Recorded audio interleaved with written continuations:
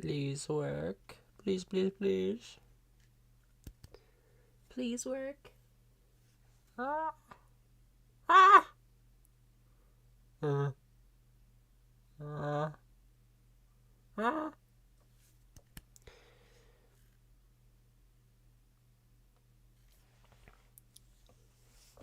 Okay, we are in the KB/S. The S's of 2,000, above 2,000. So yeah, if we dip under that, I think it's gonna lag. I'm gonna see what it's like. Just let me make sure this is up to date, and not up to date, but let me sure everything's in order. Hopefully this is working. Looks like the thumbnail's up. Thank you, OBS, for working.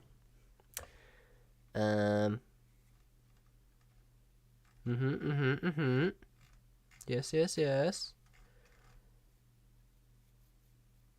Okay, okay.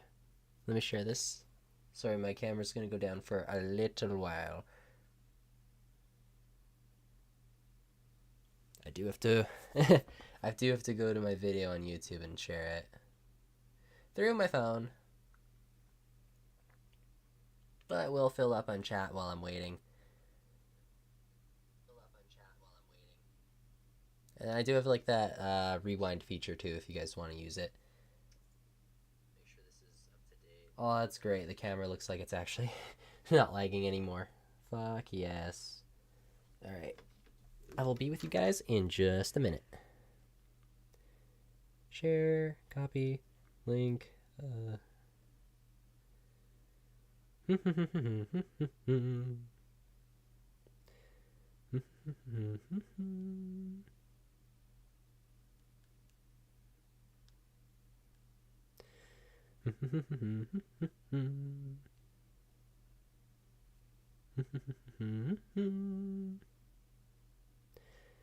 All right. I hope everyone's having a great 2022-3. My bad.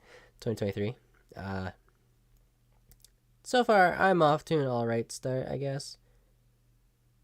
I haven't really gotten much done. It's just started, guys. It's just started.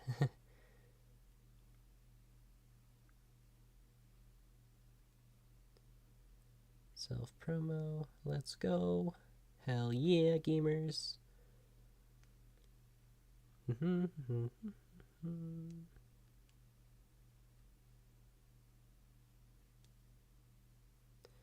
Hashtag MW2. Hashtag Vanguard. Sweet. Alright. I think that should be good. Let's just see if that loads on Twitter. Hopefully it does. There we go. Tweet has been sent. Nice.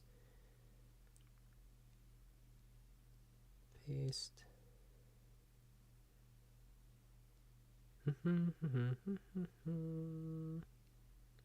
Alright. Back to face cam. You guys should be able to see me. Oh, wait. Wrong way. My bad. Flippy flip. Okay. Does that look good?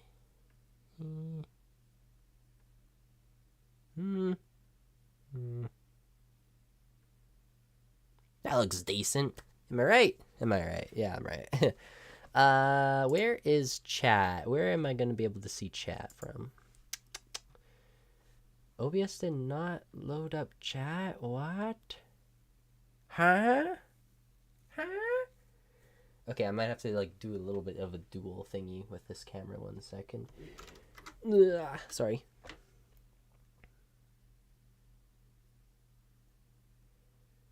Oh, that's great. The camera looks like it's actually not lagging anymore. Hush, hush. Live chat. There we go.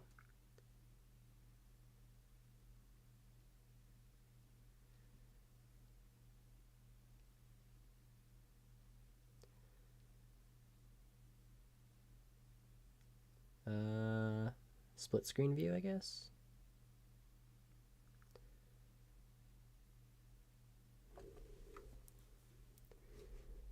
Hopefully that's okay.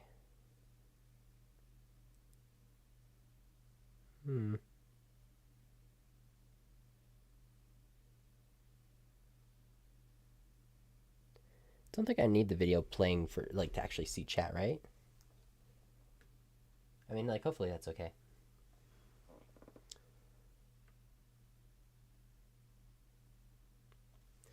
Let me just type something.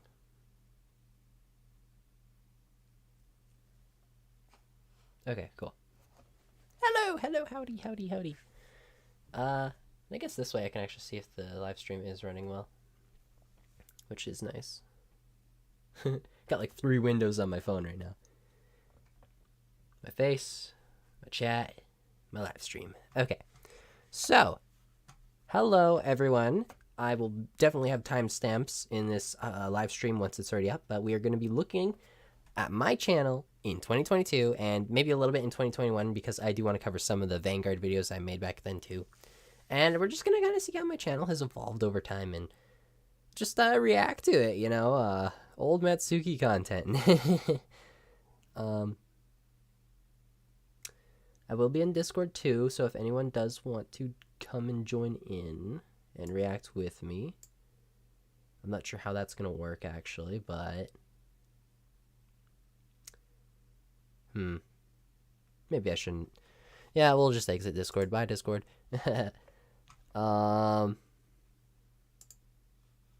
This was our test video. I want to see how it works, just as a little bit of a test. Hello, Mattsuki at your service, bringing you a full walkthrough of Modern Warfare 2's 2022 Holiday Christmas shipment, and it's a little secret Santa Claus sleigh Easter egg. If you're another, is it smooth? La la la la. Using your own video, go on ahead, take my footage, and give me some credit in the description. It does look smooth. Okay, good. Still use this footage within reason. Don't stray up. Great, awesome, thank you. So yeah, this will be the last video we'll watch, of course, of course. Anyway, the first video. I'm not sure if I can run these in very high resolution while I'm streaming, or if it's just gonna fucking dip. We could try it. Hi guys, my name is Mattsuki, and today I'd like to address a lot of concerns the community has with Call of Duty Vanguard, while also giving in my own 2 cents. So Vanguard is running on the same engine as Modern Warfare. This can mean a number of things, like similar footstep audio, dead sounds as a gear upgrade, same movement, similar lighting, but let's not get our panties in a bunch. Alright, it seems to be okay. Yeah.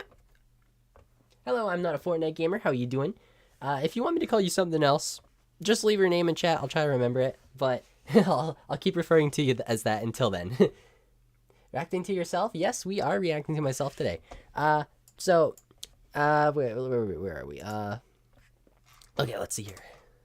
I'm gonna have to move this a little bit. Page 2. So yeah, we're gonna be going from our early Vanguard videos up to Modern Warfare 2, and maybe a little bit into Modern Warfare 2 if you guys want to see that, and we have enough time. This actually might be my first Vanguard video. Will World War II Vanguard succeed or fail? Possible innovations. Let's open that real quick. Yeah, here it is. I hope you guys do enjoy it. Oh my god, look, it's me! Yes, this is a real Unis. Yeah! Yes, I am a big fan of Meow. Totally. My Funko Pop rejoining my collection over here that I just bought. What a random intro. And yes, I did just and I got my little nails done, too. I'll be producing a lot more videos Very cool. starting with one of these ones. Yeah, I still have that actually, like, over here. Called World War II Vanguard. It's under my poster now. Firstly, what I think Damn, Vanguard I forgot about that, actually. on what COD World War II provided. You know, because Vanguard is also... If you guys need the volume up higher, I can try doing that, too. Worse than COD World War II. There were things I disliked, like the, I guess, basic gunplay mechanics. But I think the best parts about COD World War II were the collections, I think that should be okay. headquarters, and the events. Collections because there was almost always something to grind for. Oh yeah. Another great thing about collections is the option to grind for a specific item, like a weapon blueprint, or a variant I guess in the game, or skin. Personalization is an important feature in any multiplayer game. It allows you to express yourself to your friends or the lobby you join. Sometimes you just want to be stealthy and search and destroy. Yes. Call of Duty needs some more, like, customization in general, I think.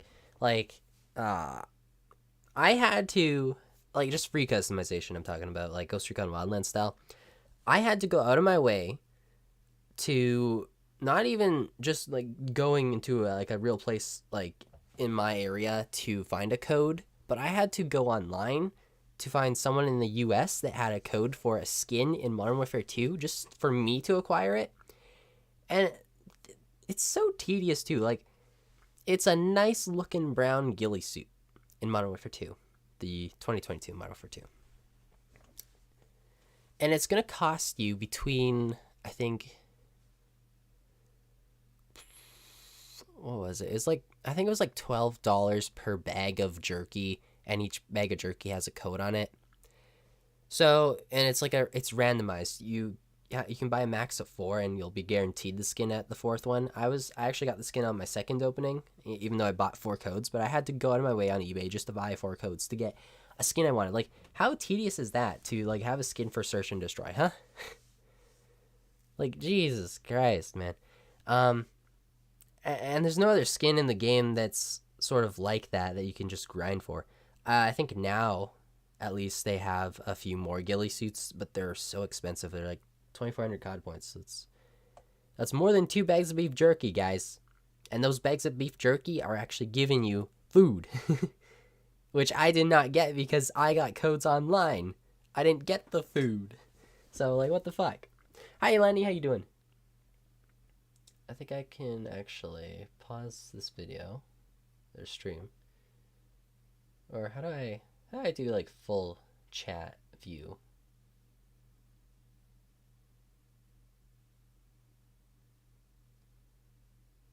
There we go. That works. Hi Lenny, how you doing? Hi baby. Because there isn't much content to grind for. Oh, sorry, because there's too much content to grind for.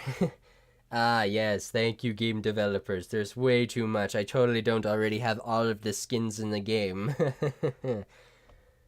Finally managed to participate in a stream. Nice. Hi, yeah, that is great. Great to see you, Lenny. Hope you're having a great year of 2023. The jerky loves jerky, haha. The jerk loves jerky, haha. JK. How dare you? How dare you, Lenny? How dare you? You come into my stream once in a while, and then when you finally make it after a long while, you just insult me. Oh, my heart. Have you ever called out Sub Sandwich for saying lies about you? What lies? What has he said? Where has he said these lies? Tell me, please. No, Sub Sandwich is cool. I don't think he's lying. Lying about what? Is it about the DMs? Is that what it was about? That's kind of old now, but yeah, whatever. Let's continue with the video watch. Maybe I'll equip a ghillie suit in Modern Warfare. There's my ghillie suit. See? Harass not raid. Or wear this Spectre skin on Black Ops 3 when playing on Hunted to blend in with the flowers. I used to do this all the time right here on Black Ops 3, like just along this one lane on Hunted. If you got like a green skin, like you could really blend it with the flowers and the foliage. I wish there was more foliage kind of like this in Call of Duty 2. Feels like it kind of disappeared after like BO3 and Infinite Warfare. I don't think World War 2 had much of like just foliage along the sides of walls and stuff like that. MW19 had it like on broadcast maybe a little bit, but like in the outside areas where no one goes. It's just a good place to call in streaks and also like to wait for people to run by you. You know, COD is a first this is my person perspective shooter. right here. You don't actually see the skin in third person like a game such as Fortnite. So like when we get a $27 skin that's Fortnite priced That's what I'm talking in the about. current stores within Modern Warfare and Cold War, I really do start missing the days when we could just have fun with character customization when we unlock a skin or just buy one for a really cheap price. Same with our weapons. We used to get DLC camos during. Same with our weapons. We used to get a skin. 2,600 V-Bucks for a skin, back bling, melee weapon, the glider, and the emote. This little warthog emote that I'm riding right here. Or just buy. That all comes in one bundle. Meanwhile, like one for a really cheap price. Yeah, Call of Duty just I don't know. Same with our weapons. We used to get DLC I feel like you're getting a camos lot during more in events Fortnite. too. Speaking of events, I believe Sledgehammer. And speaking of like just the prices in general, Modern Warfare 2 prices, they have been through the roof since launch. There's so many 2400 COD point bundles. It is absurd. Like even compared to like to MW19, Cold War, and Vanguard, I think MW2 has had the most. Like, if you were to like just add them all up together, it's like 90% 2400 COD point bundles in the shop. Let me catch up here. Have you ever called? He says that you cry, you wipe, and it's not your cat. Why? Why? Huh? Okay, Lenny, where has he said this? And are you lying? What is happening? Yeah, I seen the prices on the content and MW2 shop on PC, and it's too expensive. Yo, hi Sabotage, how you doing? Glad to see you too this fine afternoon. But yes, Lenny, I don't really care about that much. I mean, it's just kind of stupid. But yeah, yeah, it is way too expensive. Games really outdid themselves and the other studios during COD World. And like the skins they do have in the shop that aren't overpriced, like there's only like maybe a handful, like 3 of them that are like 1200 COD points to like 1400, and they look like shit. Like they look like they should be $2 or $3, like they were in Call of Duty Ghosts, and like Call of Duty Ghosts had really good looking skins. But yeah, like they just look so generic for like how much they're charging for them. And even in Fortnite, like I showed you that bundle right here. This is the bundle. You can buy the skin separately. You don't need to buy the bundle. They let you buy like the skin and backbling like in a separate bundle for a cheaper price. I don't know why Call of Duty doesn't do that. Oh wait, yeah I do, because they don't want to. They don't want to charge people like. They want to make the most money. So they put useless emblems and shit together in bundles of skins that look really nice. We had the Winter Siege event, the Resistance, Undead. Oh, look at all these events too. And even the St. Patty's Day seasons. I think my video format back then too was just a little bit slower. In COD World War II. I hope Vanguard can deliver on that experience again, because with COD. I hope Vanguard can deliver on that experience again, because see, like I could say that way faster now than I could back then.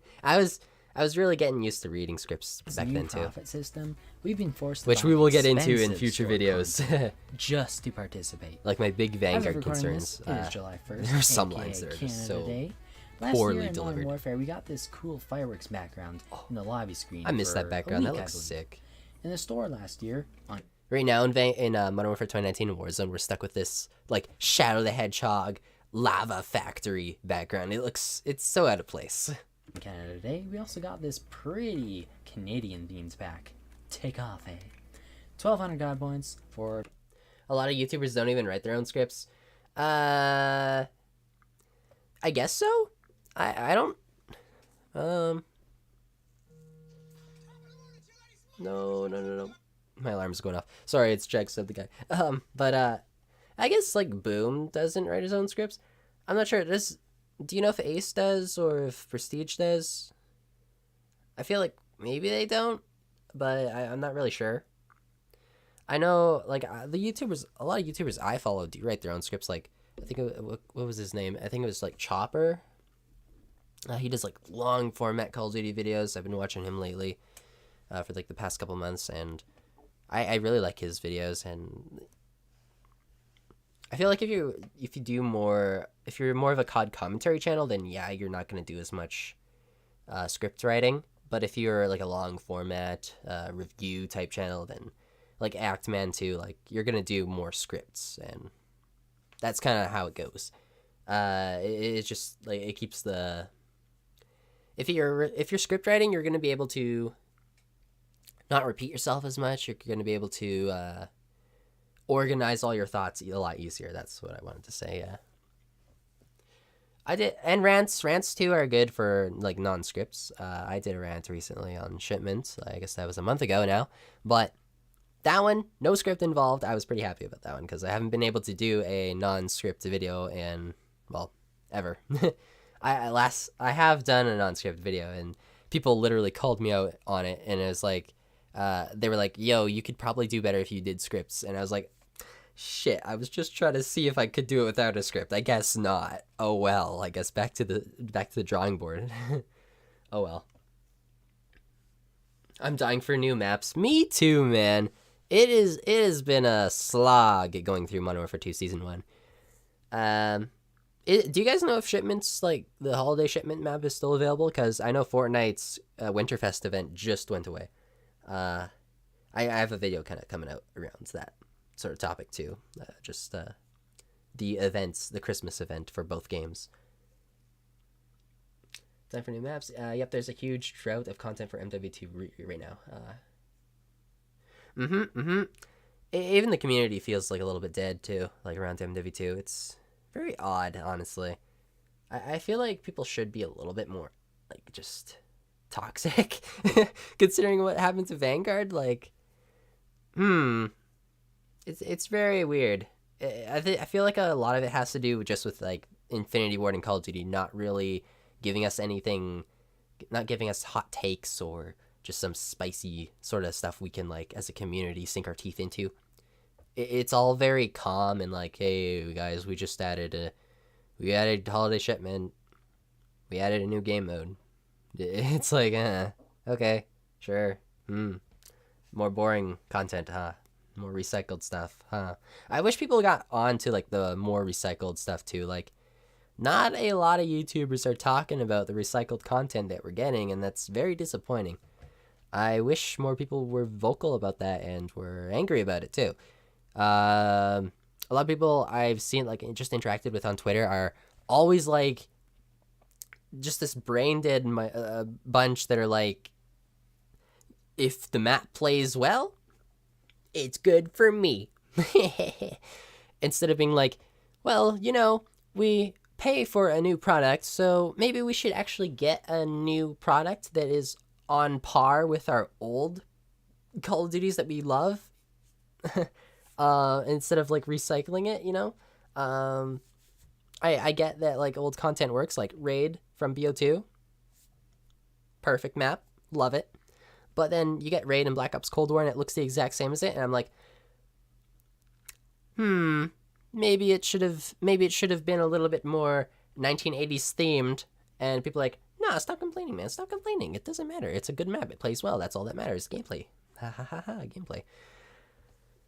So, yeah, I don't... If I could create my own Call of Duty community within this Call of Duty community, we are against this sort of recycled bullshit, okay? I don't stand for it at all. Even with my favorite Call of Duty developers, for Modern Warfare 2, I am not a fan of getting shipment and fucking shoot house again in the Infinity Ward's next Call of Duty. If any map was to be recycled, it's got to be Terminal, because it is a bigger map. It has more variety. If you're going to recycle shootouts and shipment, like, it should be a no-brainer that you shouldn't do that. For MW19, like, they didn't really recycle old maps. They remade them. It's not a remaster, it was a remake. Like, say, Backlot. I know I talked about in one of my recent videos that we will eventually get to. Not recent videos, but videos in 2022. I did a little comparison, and literally every single structure in Modern Warfare 2019 compared to COD 4, like the remaster of MWII, every single structure is a new model. It's actually new, so it's not recycled. The only thing that's sort of semi-recycled is the layout a little bit, and they even changed the layout in MW19, so I was pretty pleased with that. And then Cold War comes out, and they got, like, let's say Raid. Sure, they changed the appliances a little, but it looks the exact same. It's the same layout with maybe, like, a tiny reskin. It is very recycled. So that's kind of, like, my line. That's my line. MW19, like, that's as far as I'm going to go. If you're going to, like, keep the same aesthetic, too, at least change the layout a little bit. And try to make the layout a little bit better, if you can too, in the process, which I think they really did on some maps, like Backlot and Crash. But yeah, let me catch up on chat a little bit. Speaking of the Act Man, it's off topic, but he made a video about how salty he was because he didn't get to play Halo early. Was that... Is that a recent video? I don't remember seeing it, honestly. I think the last video I watched from the Actman was the hot takes of 2022. His new hot takes of 2022. Featuring Quantum TV also. And he kind of glossed over the whole situation a little bit. Like, that happened with his channel, how it got demonetized and stuff like that. But he's like, it's all fun and games, man. Come on. So I felt like it was done in good faith, like his recent video. Anyway. But yeah, I haven't seen that one, actually. Sorry. I watched his Pokemon one, too, which I also think was his second most recent video. But maybe I'm wrong. MW2 Rocket League mode made me think about a map creator like Halo, but the budget is there for... like Halo. The budget is there for that. Yeah, I think it was, like, leaked. Sorry if you guys can hear my dogs in the background, but... I think it was leaked quite a while ago that we were getting a map creator, and that has not come to MW2, which is kind of saddening. I think if you want to keep Call of Duty alive, like, adding a map creator for the community is the way to go.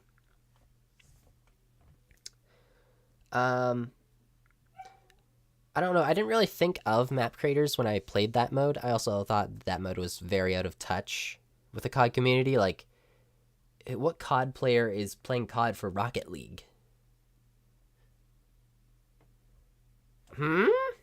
And even with Call of Duty, like, I was a fan of the quads in MW19, and I was giving Infinity Ward feedback on how I would improve them. I want the quads to kind of be like the old PlayStation 2 HCV off-road Fury games. You gotta, like, make the quads, like, you gotta allow them to, like, tilt back and forth in the air and, like, to perform stunts smoothly. And that's kind of, like, what feedback I gave them. And, like, I think Cold War had really nice vehicle controls, but, like, with MW2, what they should have done for the ATVs was, like, create not a Rocket League mode. They should have made, like, a racetrack actually designed for the ATVs. MW19 kind of, like, had racetrack modes in the trials. I don't know if you guys have played them, but, like, you could do, like, little time trials where you're just racing against time on a map like a Neapolis. They got this, like, a racetrack route kind of set. And basically do that, but, like, with their own map, maybe? But at the same time, like, maybe put that map into Warzone 2's map so that you're not actually taking resources away from multiplayer. The Warzone team can take care of that, you know? And then that can be, like, snipped out into its own ATV map. But that's kind of my take on it. I don't think the Rocket League mode, like, was very good anyway. I played it, I think, twice with my friend Timmy Panda. It's kind of boring. I'd probably rather play Rocket League or play Fortnite's version of Rocket League, because Fortnite also did a Rocket League event that was actually pretty nice. It flowed nicely. The cars were kind of good too. They had, like, jumps and rings and other stuff, like you get speed boosts, like race courses. Fortnite has so much content, and it's so good with its community and its own map creation. I love it. Not only that's... Oh, hi, Jack Ross. How you doing? I'll get to you in a second. Not only that they only really talk about skill-based matchmaking, skill-based audio, skill-based hit detection. Yeah, like, people, I think... I'm sorry if I'm wrong, but I think Foley has been talking about that. I think 8 Thoughts has been going hard on that too. Like, skill-based hit registration confirmed, skill-based audio confirmed, and stupid stuff like that. I'm not sure if Blame Truth has been going in on that too. He might have. Sorry if I'm wrong. But yeah. I feel like that kind of is getting the views right now. Just talking about more conspiratorial stuff. That, and even I forget who it was. It might have been Blame Truth, maybe. Sorry if I'm wrong again, but I think he called out Ace for being, like, an Activision shill or something, that when Ace was disproving this, like, sort of mythical skill-based audio that people are finding.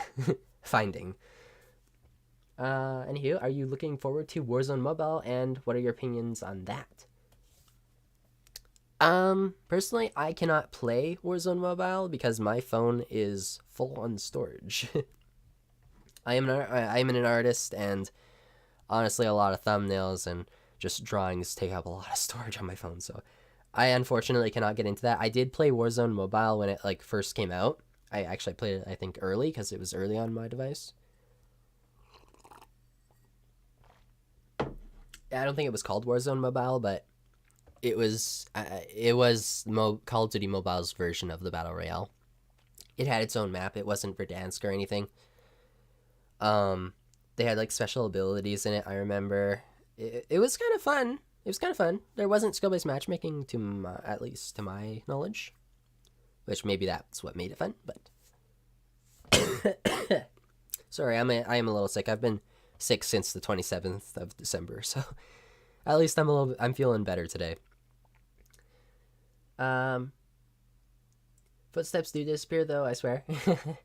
Well, with dead silence, yes, they can disappear. When you're crouching, they can disappear. When you're jumping, they can disappear. I've seen clips on Twitter where people are saying, "Oh, go look at this guy's footsteps. I couldn't hear him at all." And you watch the kill cam in their videos on Twitter. The guy, he runs into the room, like he attack sprints, and then he jumps. Like, there's no footsteps while you're jumping. So, yeah. And, like, I know the audio has been buggy because, like, I think when Warzone came out, the audio went, like, it went back up. Like, it got louder again after they nerfed it for launch. I think they might have done a change since then. They probably did. Sorry, I haven't played a lot of MW2 or compared them, the footstep audio. But, I don't know. Personally, I don't think it has been that bad. I do have a pretty good headset, too, so maybe that has something to do with it.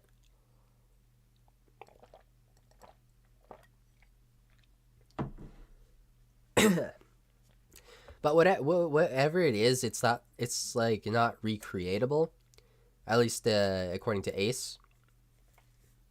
Like he has tried it out in public and private matches, I think. And yeah, I just don't think that is really real. I don't think that's a thing. Hi Gravity, how you doing? How you doing? Glad you made it to the stream. We're just kind of reacting to own videos and also just interacting with chat a lot too. I'm not convinced skill-based hit detection exists in the game. Oh yeah, that too. About that, there's actually like glitches in the firing range where the dummies. I think Ace went over this, but the dummies, like, they have like these, their torsos are like split in half and their arms are disjointed, right? You can actually shoot between them and you won't get a hit marker. It's really weird and stupid. I think the dummies at least should have the exact same player models as the actual players in the game. That's kind of the point of having a firing range. You're trying to test out your guns against the people as if they were, or against the dummies as if they were the real players. So why? It's kind of weird. Remember Call of Duty Elite? Hello, oh, hi, Alistair. Sorry I didn't say hi to you earlier. How you doing? How's your 2023 going? Hello, gonna be bunny hopping between streams, lol. Alright, sounds good. Hey, Boo. Link to your channel in my description for now on, by the way, to give credit for the character art. Oh, thank you so much, man. You don't have to do that if you don't want to, but, like, if it's too much of a hassle, like, don't feel forced to do it. It's okay. You already bought it. It's all yours. If someone asks where you got the art from, just tell it's from me, and that would be good enough, man.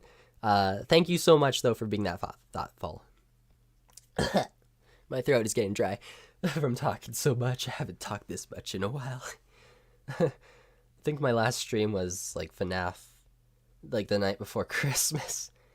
And I still gotta continue that playthrough. I might just restart, because I want to do a no-death run. I died stupidly at the end of that stream. But thank you so much. When's your Sea of Thieves roleplay stream gonna heavy? Whenever you are ready, Gravity. Whenever you're ready. Obviously, I'm not gonna get drunk or anything. I have a bottle of rum here, as you can see. We'll be using rum for the Pirates live stream. I cannot wait for whenever we want to do that together.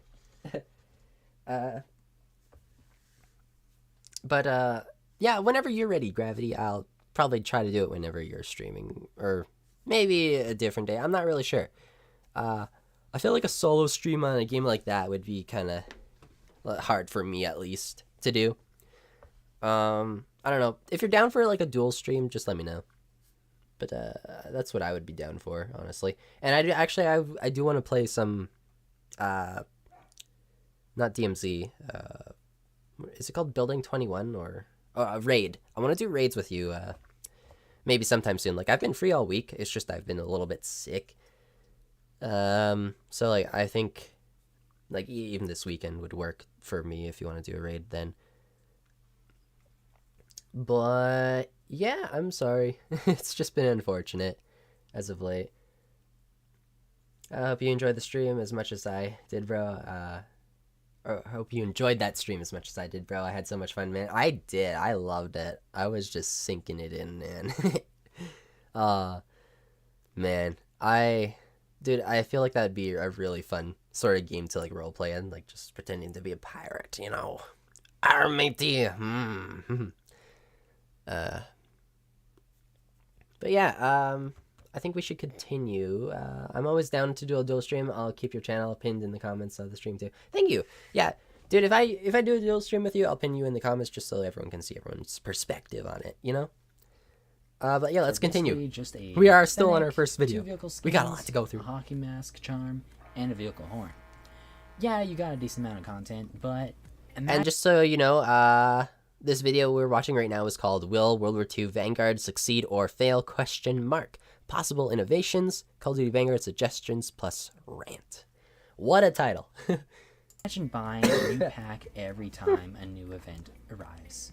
The point I made here still stands to this day. Why the heck are we being forced to pay for participation in modern Call of Duty events? Why is that? I think Modern Warfare 2 is actually off to a decent start, which I'll get into in that next video of mine, but like with the charms at least, like we actually did get a handful of charms for Christmas and a handful for New Year's, which I am very appreciative of, and I will mention. There are actually some features in MWII also that have come to fruition that I was really hoping would make it, and I even talked to Infinite Word about it on Twitter. Like, I was like, for example, in the settings, I was like, yo, we got a new ping feature, but we have to press up on the D-pad. That is so hard to do in the middle of a gunfight in a time-to-kill game that's, like, faster than I can blink. So why is it up on the D-pad? Like, that's just so uninnovative. I was like, why don't you make it, like, L1 and R1? Guess what? That's in the game now. It's one of the top settings on, like, the controller configuration, I think. You can switch it so that, like, up on the D-pad switches your types of nades, so, like, from tactical to lethal. L1 is the marking button, and then R1 is the throw button. So if you want to cycle through, you have to press up on the D-pad, which makes so much more sense. Like, I'm going to probably throw a nade, like, not in the middle of a gunfight. I'm going to prepare for that, so it makes more sense, you know? Yeah, I like it. I like what they did with that. Yeah, let me see what's going on tonight with my friends. We won't do... or if we don't do BO3 zombies, maybe me, you, and Jared can run a raid. Oh, yeah, thank you. That would be great. I would be down tonight, too, I think. I don't think I'm busy. No,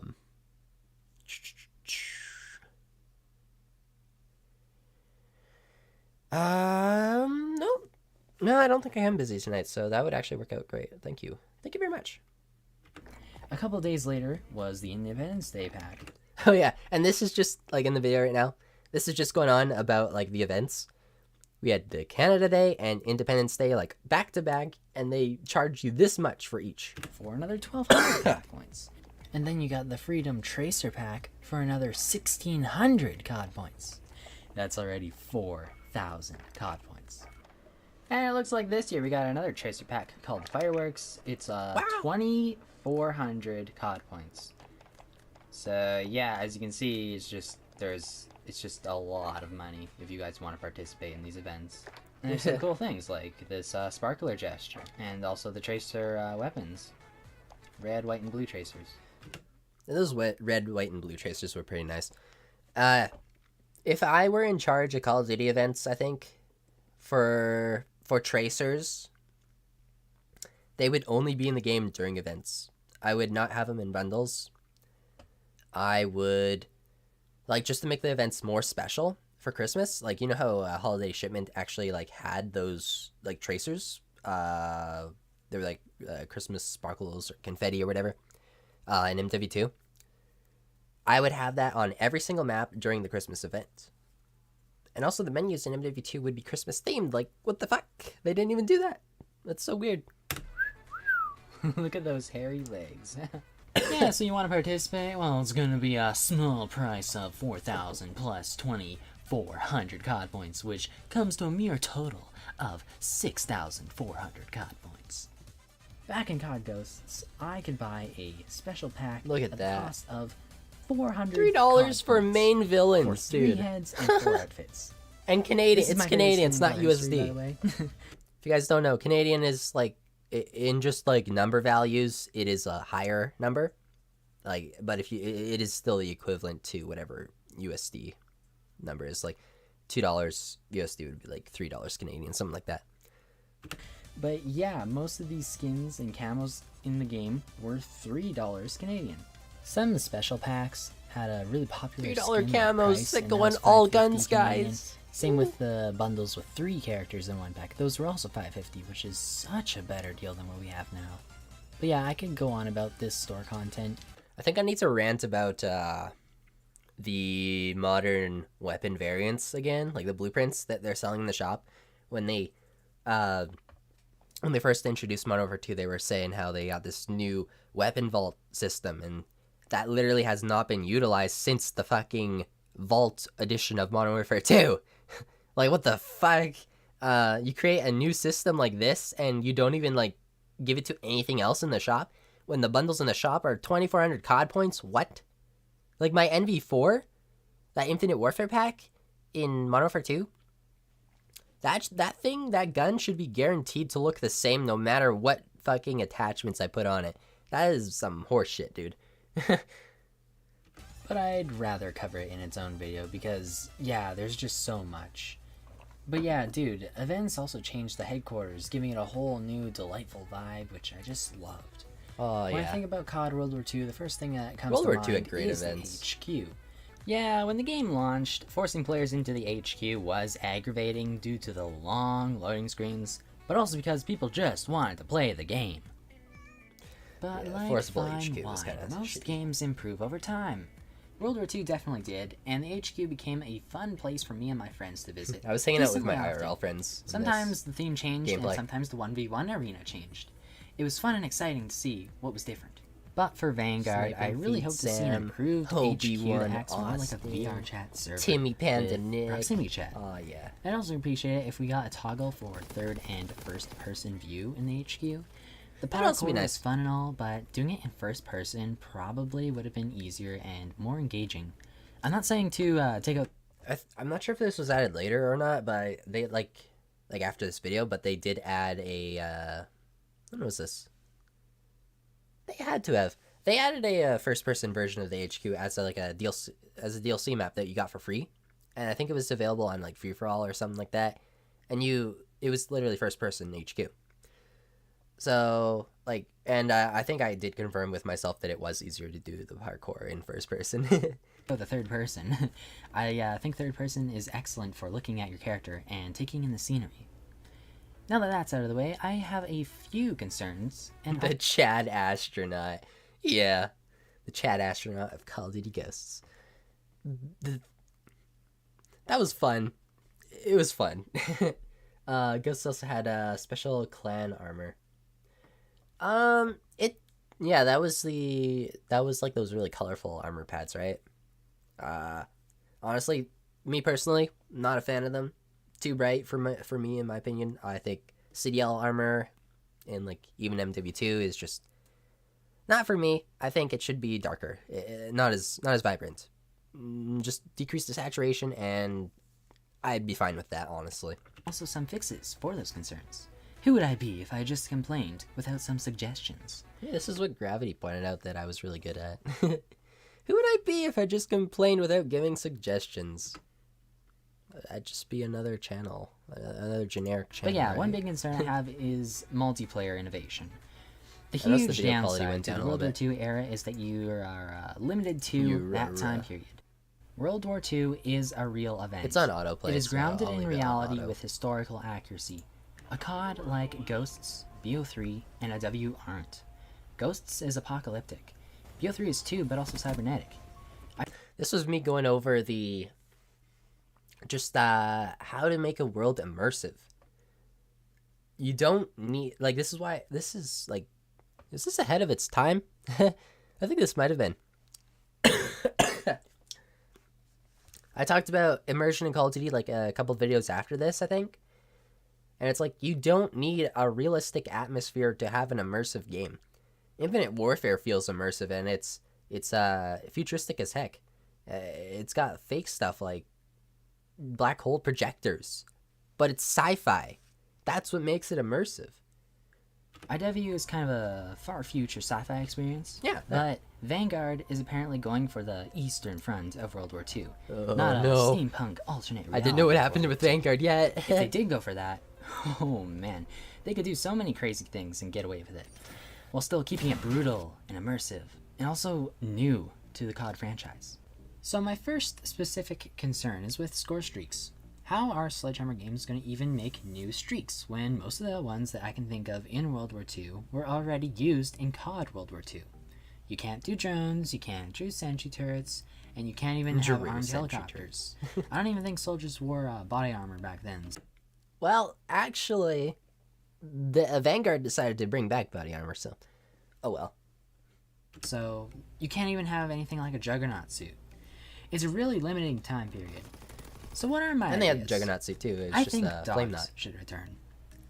That might be a little controversial, but hey, we are talking about a video game. This isn't real, you aren't actually killing an animal, but these dogs could actually be multiple types of score streaks. One could be like the guard dog, like in COD Ghosts. Another could be like the army of attack dogs, like in Black Ops, or probably more well known as the Raps. And that's what we got. We got the army of dogs, but we didn't get support dogs or a single attack dog. Right? Yeah. Yeah. Right? No. We got attack dogs. So in Vanguard we got the army of attack dogs, and then we got the guard dog. The guard dog felt a little bit underpowered in my opinion, but I actually was pretty happy that we got two different variants of dogs, so at least 2 out of 3 is good. In Black Ops 3. And also another new type of dog concept I had was some sort of support dogs that bring all teammates a random perk or low tier radio / binocular score streak, similar to an emergency airdrop. Or maybe even some sort of medical syringe and supplements that make health regen significantly faster. Perhaps streak variants could also return, and all the streak versions of support dogs that I have listed could be added to that. Advanced Warfare and Infinite Warfare have Streak variants just make already, every Call of Duty better. and they added an extra layer to your loadouts. I highly recommend it. Another big concern I had was with camos. As you guys may know, COD World War II was going for realistic camos, but none were that interesting. Lots even thought that the chrome camo was a weak mastery camo. I hate Vanguard's mastery camo so much. World War II had better mastery camos months into the game, at least probably 6 months in, I think, at least. But they bring gold tiger and chrome tiger. Those look sick. But the bronze and whatever those other ones were, the red one and the bronze color one, those look kind of ugly. They kind of just look like the default version of the gun, I guess. Diamond did not look that great, I don't think. Gold looks like gold. I personally really liked Gold Cheetah. I've never really been a fan of gold in the Tiger almost camos every were Call of also Duty. really dope as well. Royalty Tiger looked fantastic. Oh, Royalty Tiger. These Royalty camos look pretty sick too. But it was added as a master. Then Vanguard to get prestige atomic rank 1000 camo late into World War II's life cycle. In fact, it was so late that I only prestiged a couple times before I threw in the towel and declared prestiging pointless once again. I highly recommend Sledgehammer Games to include high-level rewards in the game from day one so that I have a reason to level up. Although I'm not sure that prestiging will actually return at all. And luckily, Vanguard actually did include that at launch. Like for characters, you got the Chrome versions of outfits. The only thing I didn't like about that was the fact that you had to buy a squad if you wanted to get like new characters, like their Chrome outfits. Like I think for the, let's see, what were they called? The villains. They were the... Oh, come on. The Tyrants. That's what they were called. You had Seraph, Menendez, and... was it KL Assad? I think those three were the Tyrants. One was unlocked through the Battle Pass, which I got, I think. Maybe it was the Battle Pass. Maybe it was free for pre-ordering. I'm not sure. But the other two you had to buy from the store. And I just was... Sorry for... Don't look at that. I was counting, I swear. You had to buy all three of them if you wanted to get the Chrome version, because to get the Chrome version, you need everyone in a category to have their gold outfit. And yeah, you just couldn't do it without buying more operators. So that part sucked a lot. I wish they did more like BO3 where they had like a hidden challenge for one character. What would I do to improve a camo system in a World War II game?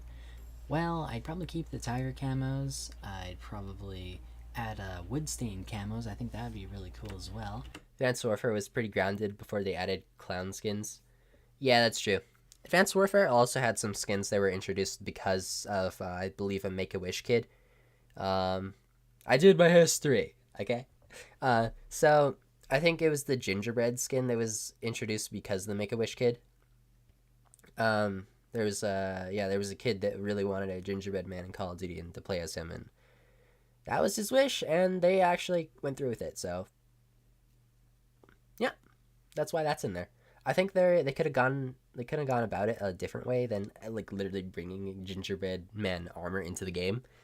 Like, I don't know, maybe they could have just done like a brown outfit with maybe some like squiggly designs on it that kind of look like icing, but aren't like blatantly gingerbread man themed, you know? They could have like maybe a little gingerbread man sticker on it, something else like that, but they went full out gingerbread man, and I guess they added clowns too later on. So, oof. A lot of these YouTubers don't even complain about content anymore. They just make up some Alex Jones conspiracy theories about the game being rigged now, to be honest. Yeah, depends on the YouTuber. I mean, see, I feel like a lot of the YouTubers I have seen that are making conspiracy videos are kind of the more negative, toxic bits of the COD community. Like, I like Foley. I liked him a lot throughout Vanguard, but I have seen some of his more recent videos and like at least the thumbnails, and it just feels a little bit like forced, like it's too much in some areas. And then it feels like a lot of these YouTubers too, like the ones that I guess I'm not personally a fan of, just because they're more toxic in community. What was I gonna go with this? Like those YouTubers, I feel like they're the ones leaning into the conspiracy stuff. So I think what I would like to see is more of the positive Call of Duty community, like Prestigious Keepers, for example, talking about the recycled content more. I want just people like that are interacting with the community and the developers and just trying to bring us together a little bit more or something. Just something. I'm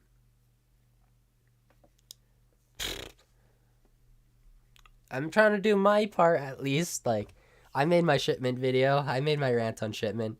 I might do another rant eventually on Shoot House and shipment again. Maybe a little bit of shipment, like holiday shipment rant in my next video. But yeah, we'll see what happens in Season 2 as well, because apparently we're getting Castle, which might be a map from Warzone, or it might be the same castle that was in World at War and Vanguard, which would warrant another rant. if it is. So yeah, I'm not looking forward to it, but if push comes to shove, it'll happen. I guarantee it. There's actual planets. Sorry, wait. There's actual patents to throw off your aim that Blizzard owns. EBMM, I think.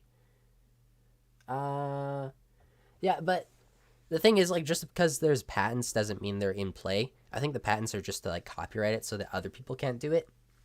So, I mean, like, at least if Activision or Blizzard does it, no one else can do it, which is kind of nice to know. But just because it exists doesn't mean it's in the game. And you actually, like, I feel like the proof I've seen, at least from these channels that are saying that it exists, does not look like definitive proof. It looks very subjective, and some of it looks like just bad connection. Some of it looks like maybe a bug, like a one-time bug that you can't repeat on a daily basis, on an hourly basis, on a minute basis. You know what I mean?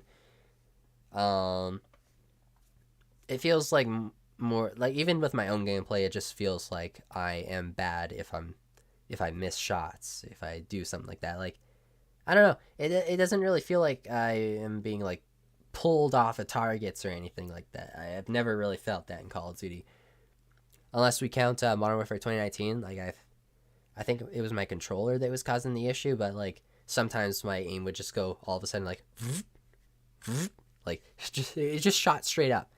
I think I've showed it off maybe before too, but maybe you guys don't remember that. It didn't happen too often now, though. And it wasn't around targets all the time. Like, it just randomly happened. But, like, that's, like, the closest thing I've ever had happen to something close to what people are talking about now around, like, skill-based aiming. But yeah.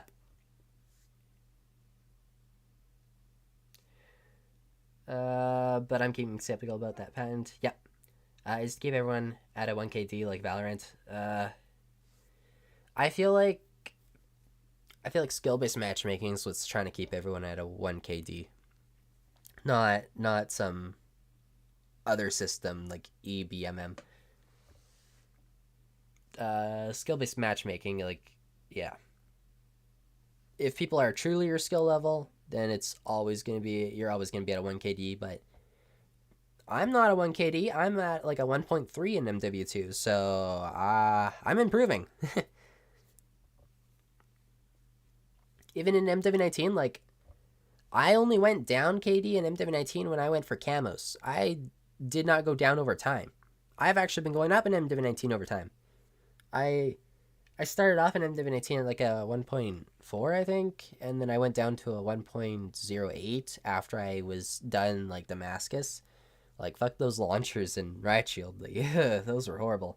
But after 0.8, like, I rose a little bit to, like, a 1.12. I stayed there for a while. Then after a year or two later, I actually am at, like, a 1.2 again. So I'm still going up. Maybe it's because the player base is smaller or something, but I don't know.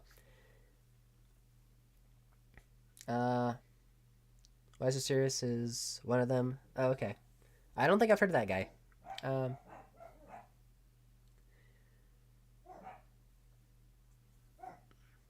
The guy who said during Black Ops Cold War that there was a system that involved snow? Huh? I'm not really sure. I need a snow map derailed or salvage from MW2. I don't remember salvage. I actually didn't play the original MW2 when it came out.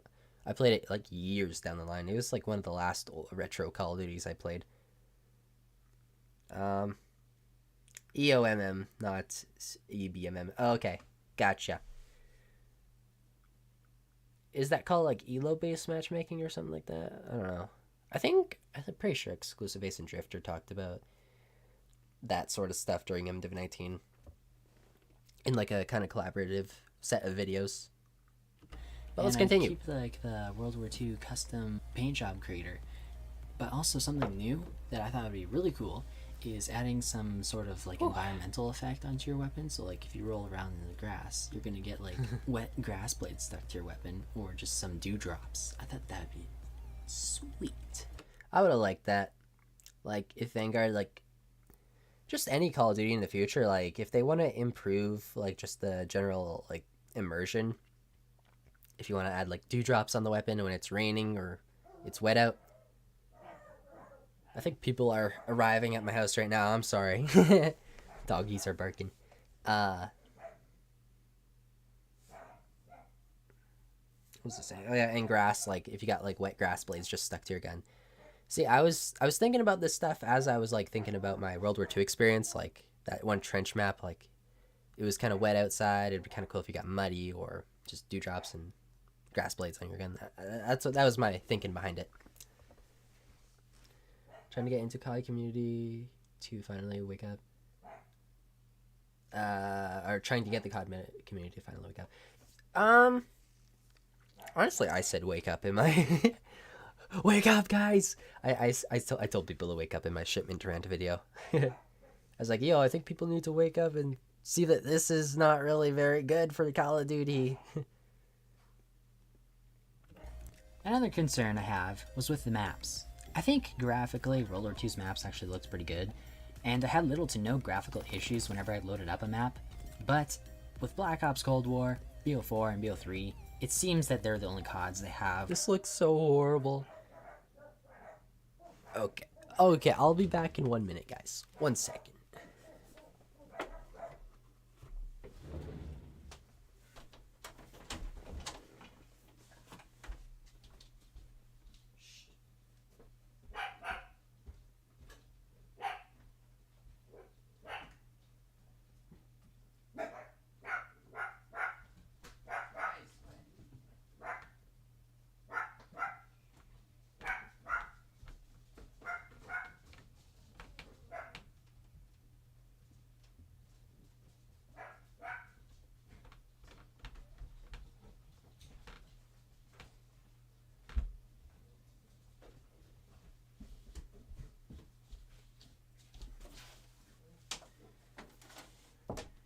No one's here.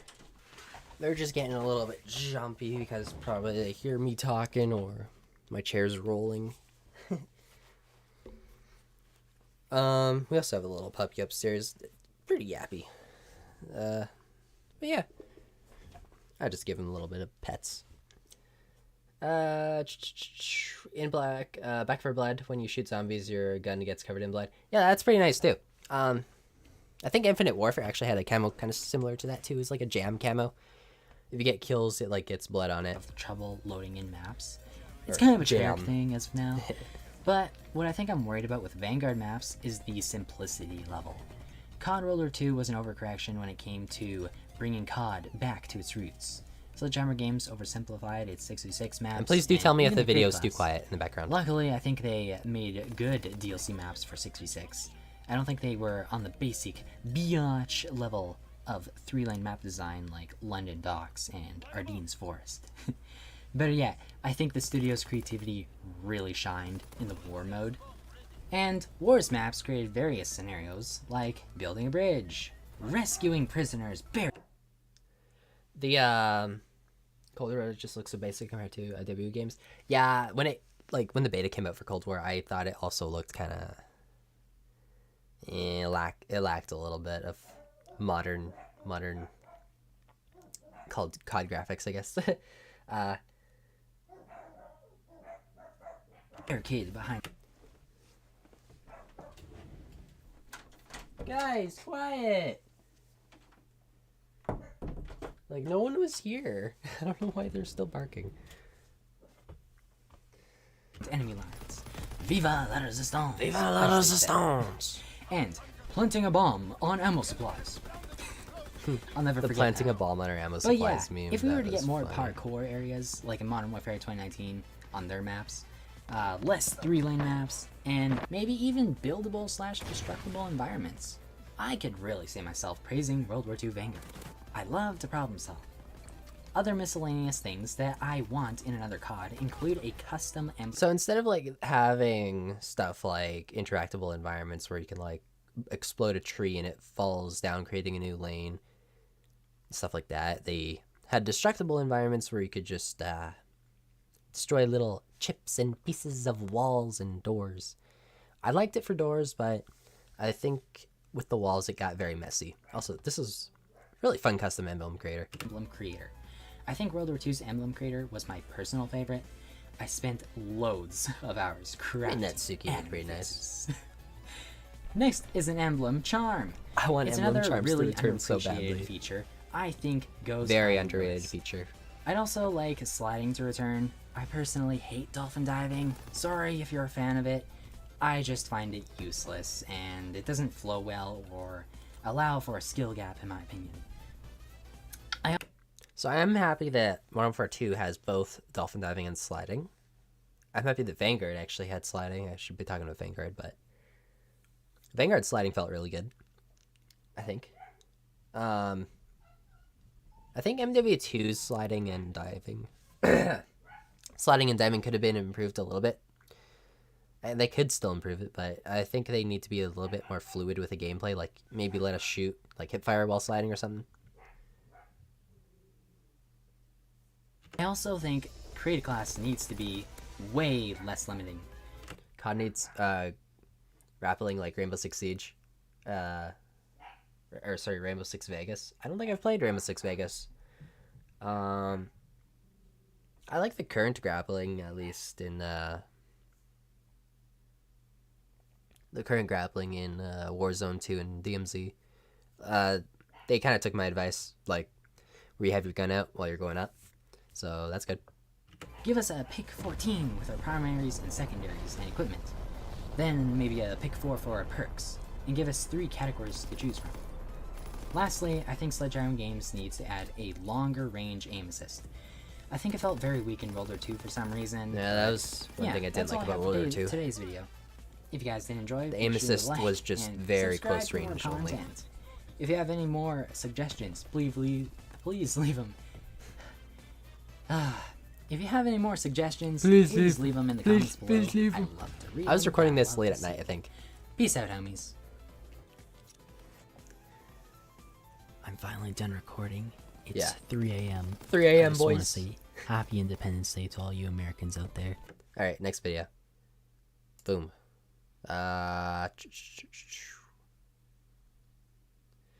Is skill-based matchmaking the issue with Call of Duty? I think we'll try to stick with Vanguard. I think this was with Cold War, as you can see, like there's a Cold War character in the background. Yeah, our next one would have been, I think, Vanguard Concerns, which is right here. I think Carl really liked this one. Yeah, he did. There he is. Look at him. Yo, this video is great. Good job, man. Thank you so much, Carl.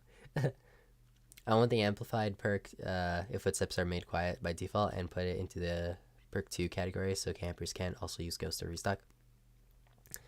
It'd be interesting, but I don't think that's really my favorite way of going about that. So this video, I think I did talk about footsteps in it somewhere. It's called Big Vanguard Concerns in the COD Community, Blind Fire, Mounting, Camos, etc. Call of Duty Vanguard. So this video had to do with more of the community-based concerns around the game before we like played it, I think. We just kind of like saw gameplay, or yeah, we might have saw gameplay, or we just kind of like were told by the COD devs, I think, maybe about these mechanics, or maybe there was leaks about the mechanics. Let's let the video. Hey guys, my name is Mattsuki, and today I'd like to address a lot of concerns the community has with Call of Duty Vanguard. Let me catch up on chat too. Noise. I can play World War II on my NVIDIA GeForce GT 730. Good. While also giving in my own 2 cents. So Vanguard is running on the same engine as Modern Warfare. This can mean a number of things, like similar footstep audio, dead silence as a field upgrade, same movements, similar lighting, but let's not get our panties in a bunch. I think the only thing out of that was similar to MW19 was like tack sprinting, and even the lighting was different, but like they had like a really good like graphical quality, I guess. Like it was pretty much MW19 if it was on the PS5, you know. It looked a lot better than Cold War because Cold War was on the last engine. Not the new one. We still need to see gameplay to actually analyze and critique things. Until then, let's not jump on any bandwagons. Which leads me to my first huge concern. Pre-orders. Why? Why that? Well, I think that it's a huge issue because pre-orders are available right now, and all we've seen is a small trailer, mainly showcasing cinematics. Oh yeah, I remember this. Okay. So, they released pre-orders before they showed the freaking gameplay. And people, like, that is so scummy. That is so scummy. Like, oh my god. I know it's a popular franchise, but you gotta be pretty dumb to pre-order at that point. Before launch. Like, they should only make pre-orders available after betas have gone live, in my opinion. If you're pre-ordering now, Activision is going to have your cash, and you won't be able to persuade them into making changes before launch. That the community wants, of course. That was such a so, good like, play. my advice is wait until the open beta. It's free, of course. We see that again. Into making changes. Look at this. I love launch. this map, by the way. Oil rig. That the community wants, of course. So, like, my advice is wait until the open beta. It's free, and it comes out every year.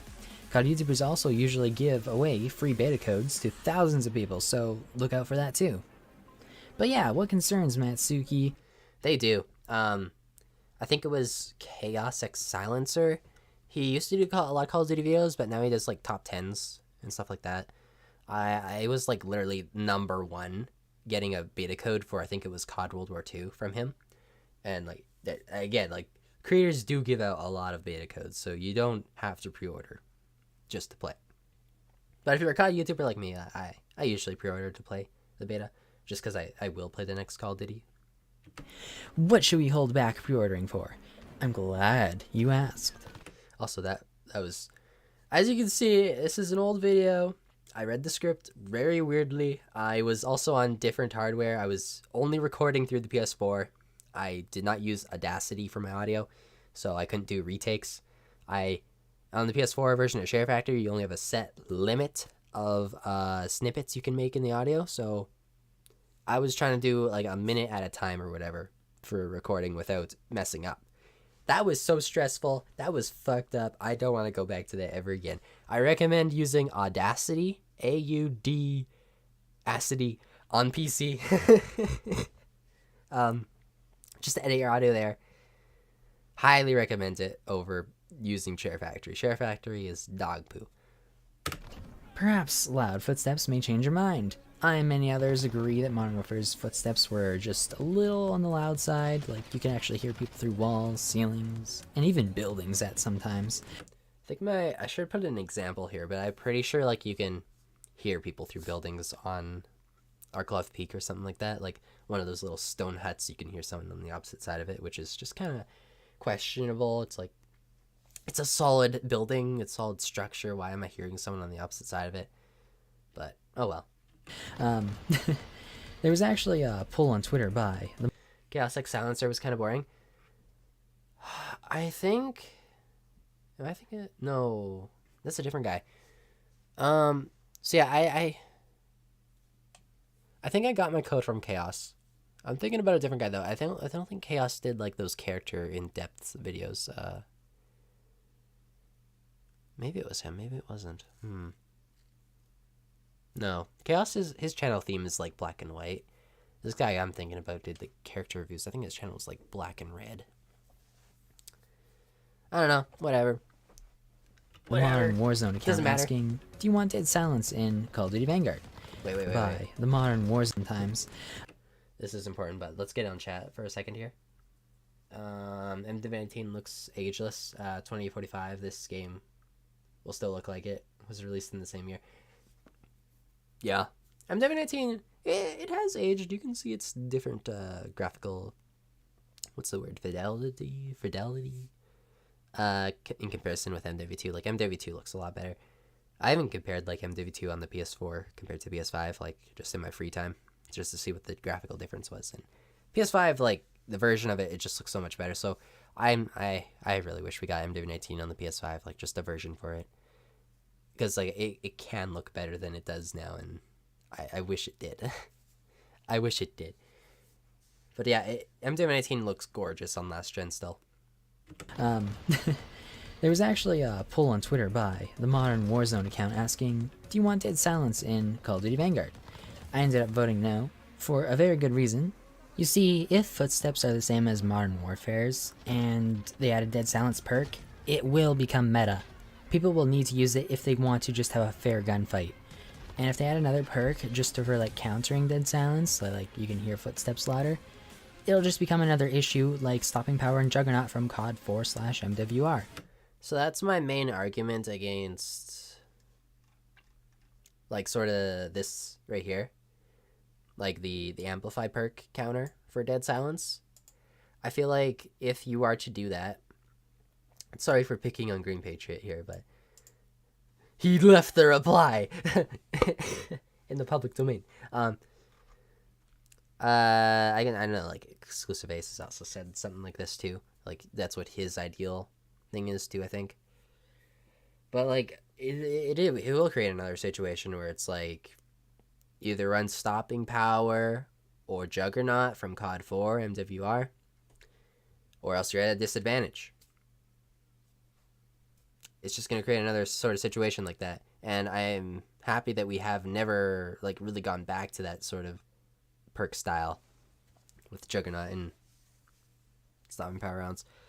MW19 actually had stopping power rounds as a field upgrade, and I was pretty upset about that. I thought that was pretty bad. It really disrupts gunfights, and I feel like it would do the exact same way. Even now, I still feel like that it would kind of be the exact same if we had Amplified and Dead Silence as two separate perks, because I feel like, me personally, I would always run Amplified,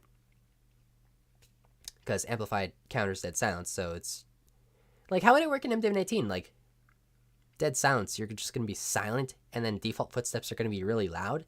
Then what's Amplified going to do? Is it just going to make the regular footstep, or the dead silent footsteps, like, a little bit less effective? Or, like, because silent, compared to silent to, like, really loud, like, there's a big gap between there, right? So if we have Amplified, is like dead silence going to be like here, here, here? Like, where is it on that spectrum? I thought it was just like, well, I just thought like, well, that's kind of complicated. Why don't we just fix the problem? And instead of like footsteps being this loud and this is silent, why don't we just bring the footstep volume a little bit down, like so that they're still useful and there isn't like a huge weird gap where there's a random factor. Like, just get rid of it. These are called clutch perks. You need them or else you're going to be at a significant disadvantage. Now, I did make a video explaining why I hate Dead Silence as a Modern Warfare rusher. Hello, it was King. a year ago. I'll put it in the description if you guys actually are interested in it. But yeah, clutch perks. They're bad for variety, and there's a better alternative. Look, if the whole COD community doesn't even want loud footsteps to begin with, and the only reason for Dead Silence is to counter these loud footsteps, why not just make the footsteps quiet by default? If everyone wants it, why don't we just make it the norm? Why isn't it just the default? I don't understand why people don't want to vote for that. Like, I know TheXclusiveAce was one that, like, he's seen my, my sort of take on this in his, like, Twitter replies, I guess. And he's bringing it up in his videos, that it is, like, he's bringing up my take on it as a take in the COD community, which I appreciate, but he says, like, the main reason that he didn't want to, like, go down that route and ask for the balanced footsteps by default is because he doesn't believe they can balance them by default. He doesn't think that the developers are really capable of getting that perfect balance, so just add Dead Silence. Which, in my opinion, like, I feel like you shouldn't really base an opinion off of that. I feel like you should always go for what is best. You shouldn't, like, stoop down. And it's also kind of like what Ace is pointing out too. Like, why should you go for something inferior over something that would work? Like, just a thought. Let's return to the chat a little bit. I am king of bitchless? King of the bitchless. Receiving absolutely 0 women, said Boy Hours. Sad Boy Hours, yes. I'm sorry, Gravity. Hopefully you get some women by watching Mattsuki. I hear Mattsuki's pretty powerful when it comes to women. But anywho. And just not include dead silence at all. Let's continue. Resolve the footstep problem, and we have a lot clutch of perks aren't even needed. Takes out 2 birds with 1 stone. 2 birds with 1 stone. But yeah, I'll definitely make another video on footsteps and dead silence if the footsteps actually become a problem in Vanguard. But let's move on to our next big concern. So Vanguard had ninja instead of dead silence. I don't think it really became that much of a problem. I think Ace actually liked that system, but I feel like ninja still was almost like a dead silence. Like, you had to be extremely close for it to work. It almost was perfect. Like, I would almost be willing to give everyone ninja by default. But maybe just a hair louder, and it would be perfect, I think, for footstep volume. So, the new mechanic, blind firing. To be completely honest, I'm not that worried about it being overpowered. If I had to guess, I think to blind fire, you'll actually need to be beside a corner or at a head glitch. You can high pine, so you... Correctamundo. You had to be beside a corner or head glitch to blind fire. And also, blind firing was not quite what I imagined. I think I do show you what I thought of it beforehand. You can stick your gun around it and spray. But since it's blind firing, I don't believe your bullets are actually going to be that accurate. Meaning, no, they you'll only be good in close quarters. In my opinion, I think this is actually good news. It wasn't even good in close quarters. It was just a shitty mechanic, guys. Here's an example of where I think blind firing would actually be very useful in Modern Warfare. So on Grasna Raid, there's sometimes campers in these apartment rooms, especially this one. So if blind firing were to work the way I said, you could similarly to COD Ghosts go up to a corner, see an arrow indicator that you can actually lean around the corner, but in Vanguard's case, you just stick your gun around the corner and shoot. So it's almost like this. I think in Vanguard you still like poke your head around too. It's just you're hip firing around the corner. I think if I were to change it though, it'd be kind of like this is what I was thinking in this video. I was thinking like you just stick your gun around, kind of like how the AI do it in the campaign and co-op. You just stick your gun around the corner and you blind fire. Like, you're actually blind, you don't see. But in Vanguard, you can see. Like, you are poking your head around a little bit, but it was just a really bad mechanic. I didn't like it at all. Since this is a very small room, you'd probably have an easy time of flushing the enemy out by killing them. This would also mean that you don't have to deal with claymores on the other side of door frames. So, I think blind firing could actually be utilized in a new anti-camper fashion. Sadly, we're actually going to need some gameplay to confirm any of this. But, oh boy, next concern. So I've seen this mechanic receive a lot of backlash as of late, and that mechanic is movable mounting. So, basically you can mount on a table, but also move left and right along it. And I assume you have better recoil while doing this. But I think there is a way this can actually be balanced so that it isn't a camper's dream mechanic. So maybe while you're mounted on a table or surface, your character only shows their shoulders and head, but when they're moving side to side, they get more like recoil on their gun until they stop moving. So yeah, it would be a better way to reposition your mount instead of unmounting, crouching over to a new position, and then mounting back up again. It would just take out an extra step. Now mounting as a mechanic, I don't seem to have much of a problem with. My problems seem to only arise when the enemy is mounted, but only shows their head, making it hard to notice them in the first place. Maybe mounting shouldn't give you extra recoil control, unless you run a bipod. Yeah. You'd be giving up an attachment slot, and a bipod realistically would raise your gun higher off the surface, resulting with the enemy being a bit taller so that they can actually see through their sights. Here's a real life example. Movable mounting overall just was not really a problem. I don't know, I don't really remember anyone complaining about it after the game came out. I don't think I complained about it either. Maybe Vanguard just had like good head glitches. They were like high enough or whatever. Actually, a lot of Vanguard surfaces you could shoot through too, so if you saw someone had a head glitch, you could just shoot through it, so maybe that's why there was less complaining. Oh yeah. Well, a real life segment, guys. Look at me. Got a little soldier eating an apple. Got his little comrade in the bush there wearing the ghillie suit. With binoculars. Oh gosh, look, hey, it's an enemy over there. Wake up. Wake up. Run, run, little man, run.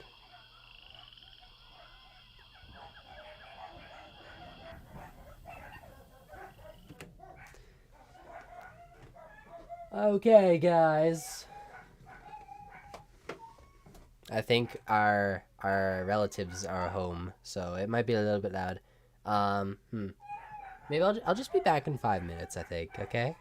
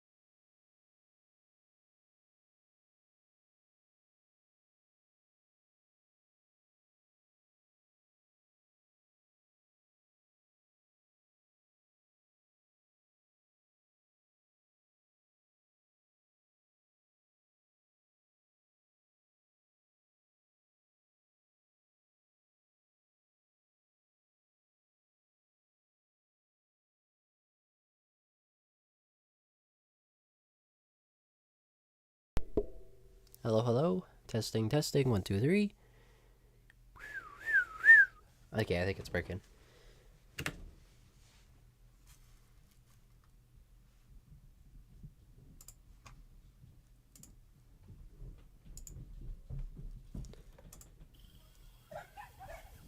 Bark, bark, bark. You can actually hear it in the video too. It doesn't stop.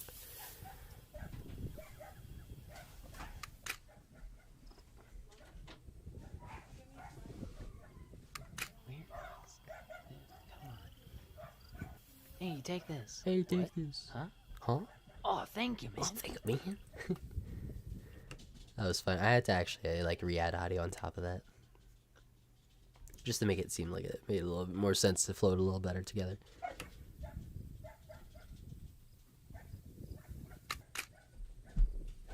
Look at that. Had a little plastic gun with a wine bottle taped up to it for a scope. That was adorable. There's my bipod. And so he mounted. Not sexually. So yeah, that clip was actually You got really a fun to comment make. saying I that. hope you all enjoyed it. But what do you guys think of my bipod suggestion? Would it raise your gun high enough to expose you even more? Again, the reason I like these changes is to help counter those players that are just hard to see and have less recoil. Personally, I really love these trade-offs. I still think having a bipod to mount would be a good idea for Call of Duty. At least you're spending an attachment on a feature that makes your gun better, right? And you get to decide if it's worth it or not. There was also another concern the community had with these blind firing and mounting mechanics, and that was how they are tied to camo challenges. I'm sort of with the vocal community on this one. I went for and earned Damascus in Modern Warfare, but holy fluff, mounting kills. They were always the last challenge I had to complete on every single gun. Why, Yeah, that's you true. may ask? Well, you needed 100 mounted kills with assault rifles, 50 with SMGs, and so on. There's a lot. If you're wondering why it takes so long, though, it's because I don't mount when I play Call of Duty. I'm trying to rush and get into their spawns, and I'm not trying to hold down a position in my own spawn most of the game. I'm trying to move.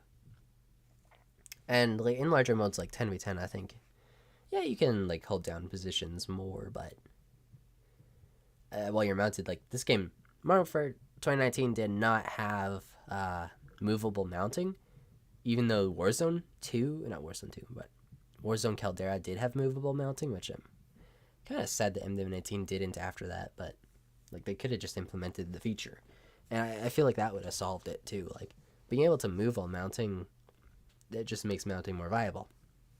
But yeah, what this challenge Would've did made was the slow down your challenge more gameplay, because when you finally unlocked your mounted challenges, you tend to strictly grind for them since they take longer to do. Too. Mounting requires you to be stationary also, so what this challenge also did was slightly ruin map flow. So yeah, no mounted kills or blind fire kills tied to camos this year would be fantastic. Now let's take a break from the community concerns and address a concern that I have for multiplayer.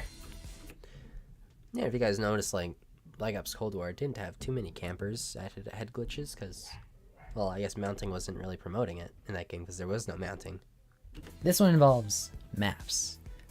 But in Cold War, what promoted camping at head glitches was the fact that like DMRs were just better stationary guns. Like they were lane holders. They won their gunfights automatically just because their time to kill was so fast, and it didn't account for the 150 time to kill or health. To me, it seemed like everyone just accepted the fact that we'd be getting 1666 maps at launch, but there was another leak saying that we'd be getting dynamic weather. This definitely excited a lot of people, but I sadly got flashbacks back to Black Ops 4, when we got Arsenal Vietnam Sandstorm flashbacks. and Night Firing Range. And that got me worried. Are these 16 maps in Vanguard all different maps, or are half of them weather variants? Because if I'm not mistaken, Black Ops 4 called their weather variants new maps. They did, yeah. I really hope the weather is just something that maybe turns on after like 5 minutes. I'm not sure if it did it on road maps or through like trailers, but I think what they did for Cold War or Black Ops 4 was on Twitter. They called them new maps. But with Modern Warfare 2, they're actually, in the roadmap, they are calling Shipment and Shoothouse new maps for some reason. In a match. I know Sledgehammer Games did something similar with their cool map evolution in Advanced Warfare. For example, that ski resort map in the DLC, I think it was the Gold Edition, but yeah, it had an avalanche that changed an entire lane.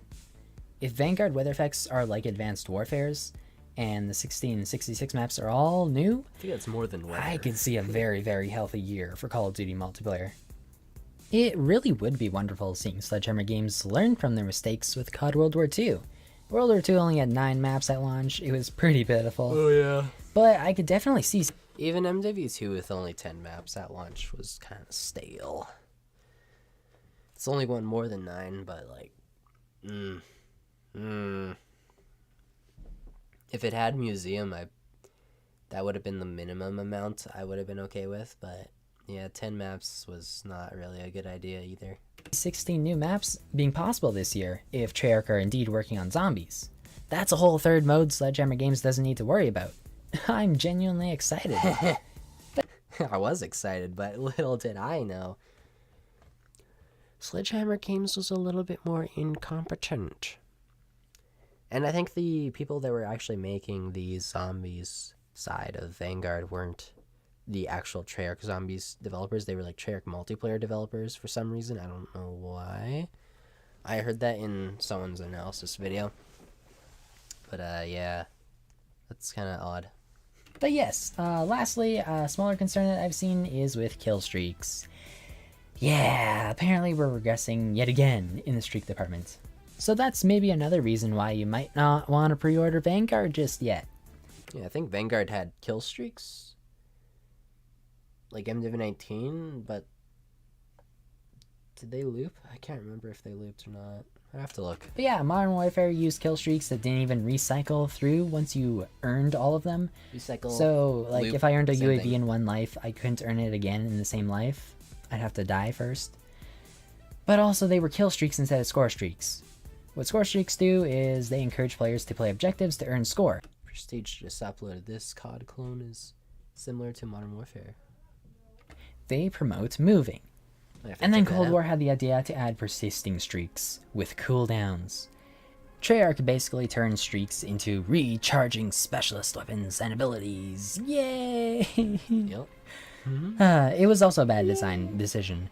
Some were OP, but more importantly, the dopamine rush from being on a big streak was just gone. It no longer mattered if you died 100 score off of a chopper or a hand cannon. You'd earn it pretty fast in your next life. Now I hope Sledgehammer Games doesn't do either of the... Yes. Uh-huh. Hurry up, because I'm going upstairs. What do you want?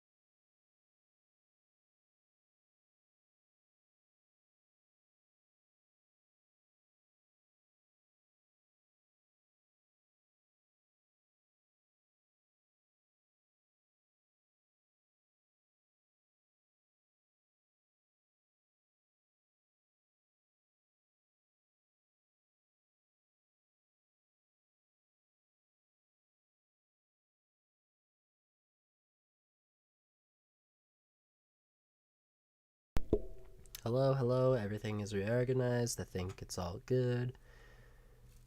Sheesh. Okay. these flawed streak systems. Let's go. But I do hope that they change kill streaks back to score streaks at the very least. And hey, I actually seen Expert Fusion talking about this too in one of his recent videos, and he had a splendid idea.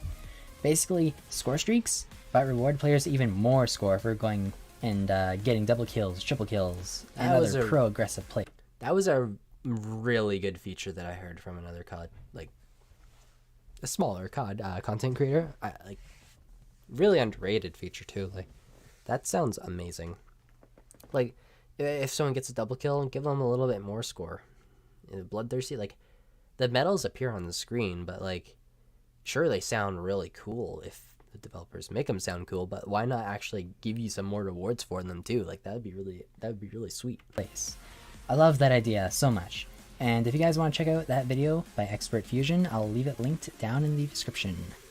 Bloodthirsty. So yeah, this is the end of the video. Hopefully all my Times points I've 5 listed for your in it XP. will help you reconsider pre-ordering Call of Duty games. I hear there's also a free Champion Hill Alpha for Vanguard on PlayStation next weekend, starting on the 27th to the 29th of August. The 27th is a Friday, by the way. I heard that it's only 20 gigabytes, so not a huge download. There will also probably be more betas and alphas next month too. Call of Duty did post a timetable, I guess. September 10th. I always think my old videos like this are so bad, but then I go to rewatch them and they're not terrible. They're not terrible. June 13th will be the first weekend, and it's only for PlayStation. They're pretty well edited. And you actually have to buy the game to get into that beta. But the second weekend starts on September 16th and goes to the 20th. But the first 2 days, it'll be open to all platforms. Yeah, I would have but cut that no out if it crossplay. was audio. And then the 18th could and edit 20th the will audio have crossplay, back I then. believe. But yeah, if you like the video, please drop a like. And if you like my style of content, consider subscribing and enabling that pesky bell notification. I'll catch you all in the next one. Peace out, homies.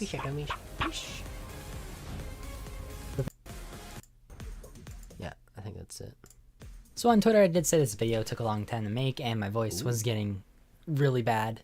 So here's yeah, just we got a some clip of bloopers, it guys. to entertain you guys, I guess. Some were OP, but more importantly, the dopamine rush from being on a big streak. My voice is dead. Yeah, that was funny. Ah. Next video. Hi, my name is Mattsuki. Is that the right one?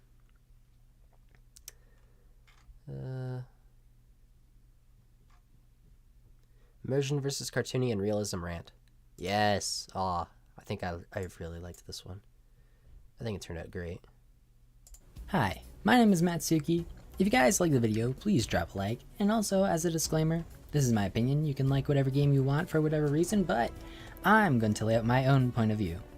And I want you guys to give me yours in the comment section. Even use timestamps if there's a specific point of mine you'd like to address.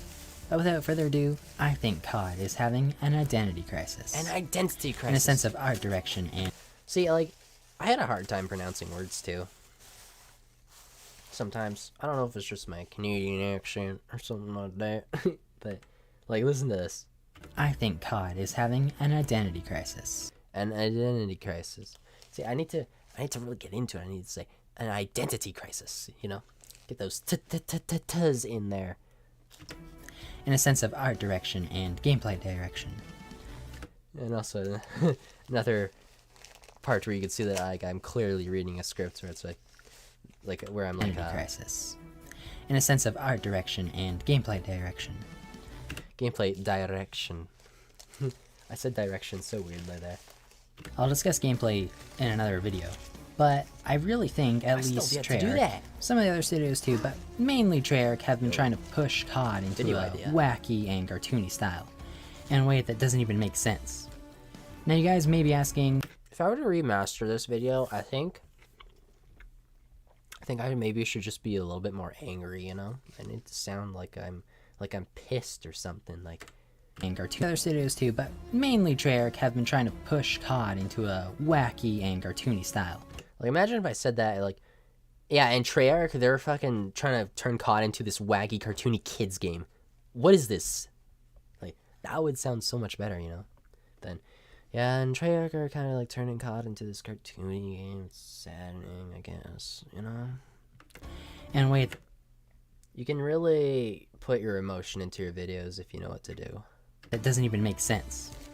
Now you guys may be asking, is this Mattsuki seriously asking for COD to turn himself into a milsim? Does he seriously want realism in an arcade shooter like COD?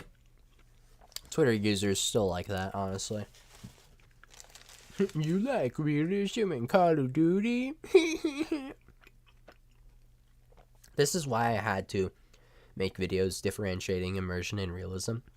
So people really want to know why I think COD needs realism, and they're like, oh, but did no realism in Call of Duty? Realism bad. I'll just link them to this video because realism goes hand in hand with immersion.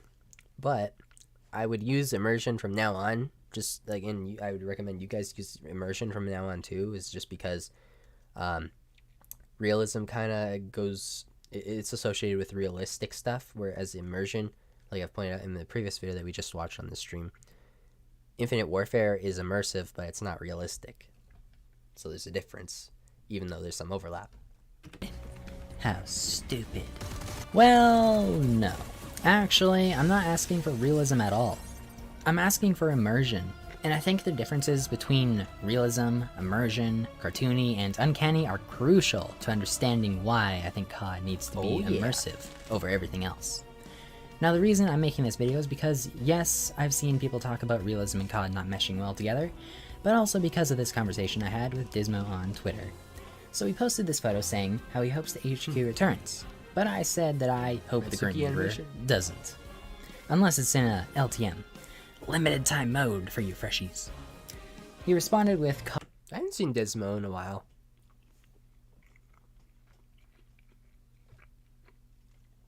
Admittedly, I wasn't really a fan of Dismo, but like I checked out his content once in a while back then.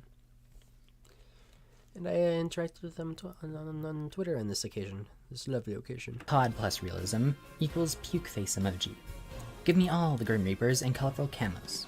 I said COD isn't Fortnite, immersion trumps realism and or silliness. So right away, I'm agreeing realism isn't for COD. But that's when he recommends milsims, completely misunderstanding the distinction between realism and immersion. Yeah.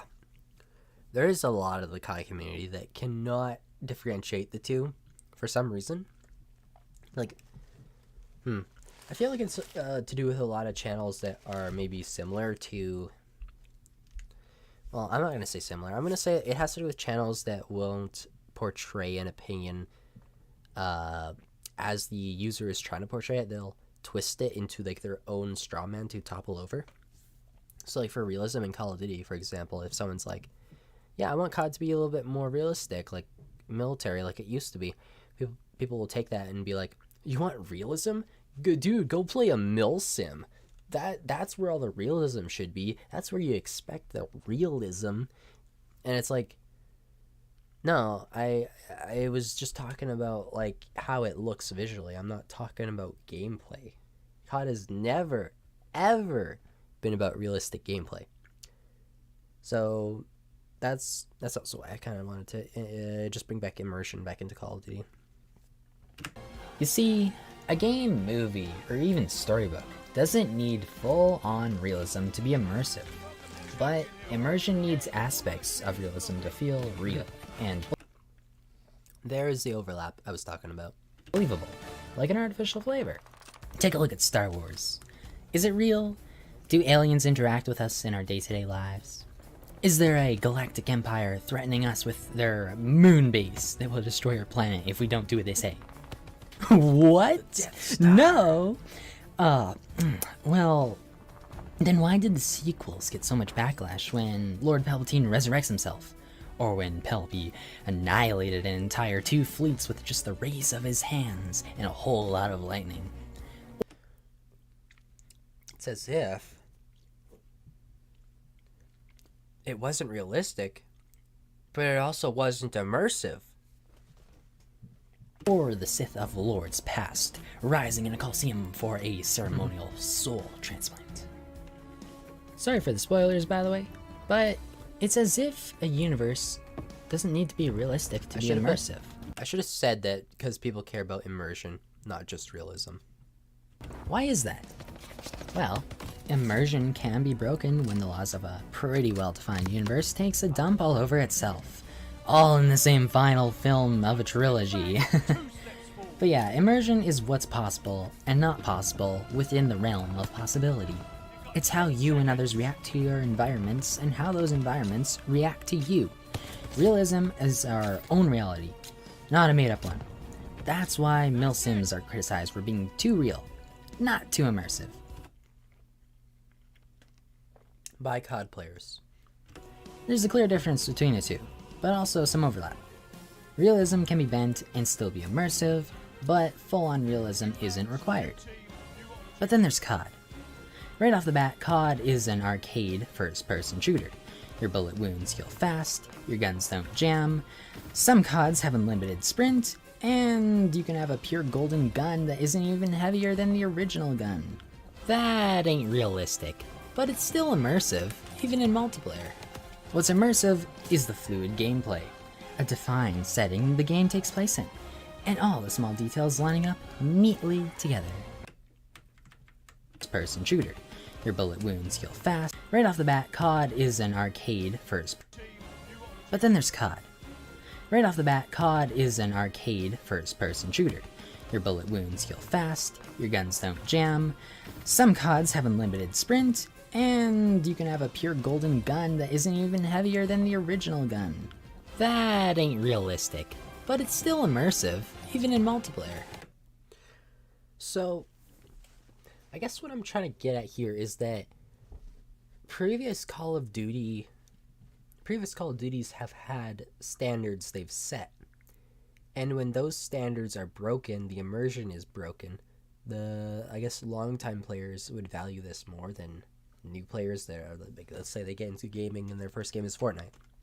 Then they try Call of Duty. It's like, oh, well, this is Call of Duty now. I don't know the previous Call of Duties or what that franchise has ever had in its past before, but, like, I don't have a problem with it because I wasn't there. I guess that's kind of where there's a disconnect between old players and new players. What's immersive is the fluid gameplay, a defined setting the game takes place in, and all the small details lining up neatly together. Small details like no bullets in an empty magazine, or how your weapon parts on your gun, like the bipod, actually shake while you inspect your weapon. Man. It's subtle, but it's there. A setting like Infinite Warfare's, where guns have moving camos in the far future, and characters have... oh wait, shoot! Some of the special outfits that got added later on didn't have... Man, that was so, like, spot on, dude. Really selling your emotions there. Oh wait, shoot! I should have been like, oh wait, what the fuck? Shoot! helmets on, and one was a zombie. Now, you can easily just ignore something like this, but let's not act like it wasn't jarring. All we would ever really be able to see is the rig. Prestige so cameos. now that we can actually see human skin and flesh, it's kind of strange. Even stranger than that is seeing Captain Price and Ghost flying all the fuck around on the map. I'm sorry for saying that, but it is really weird to see that. Yeah, Price and Ghost in should general get a were swear odd choices sound to bring effect. back. I know they're iconic, but they're characters from a different era and supposedly the same universe. I honestly wonder why Infinity Ward didn't just redesign a rig around their looks instead of upgrading their old outfits. Like, oh, Price has his sleeves rolled up in the past and wears a boonie hat, so we gotta do the same in Infinite Warfare. But, I don't know, it just kind of bums me out, because, like, even Ghost was so close to fitting in. So, I think there was a topic. I forget where I wrote it down. It might be on my phone.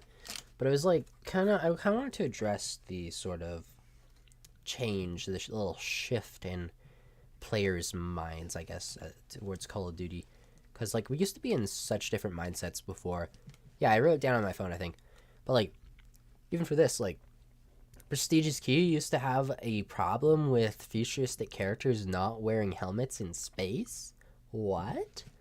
And then, like, also, people used to like maps that were outside of shipment because, like, the good maps back then were maps that didn't have spawn trapping, that didn't have pub stomping, or at least the hard, like, the worst pub stomping, not, like, knowing where spawns are, but, like, being able to almost break the spawns, almost.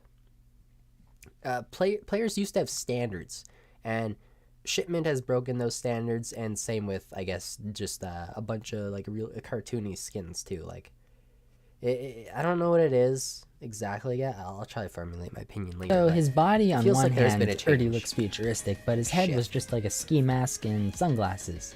It's kind of weird why they didn't give him a helmet, because the Warfighter has a skull helmet, same with the Phantom Rig with his mesh-like helmet. They could have just put Ghost's old skull design onto the Phantom Rig's mesh helmet, and it would have just looked would've perfect liked for that. the universe. He'd be able to breathe in they space. did. And then they could have just put, like, regular helmets on the rest of the characters, maybe with a see-through visor so you can see their faces and tell that it's them.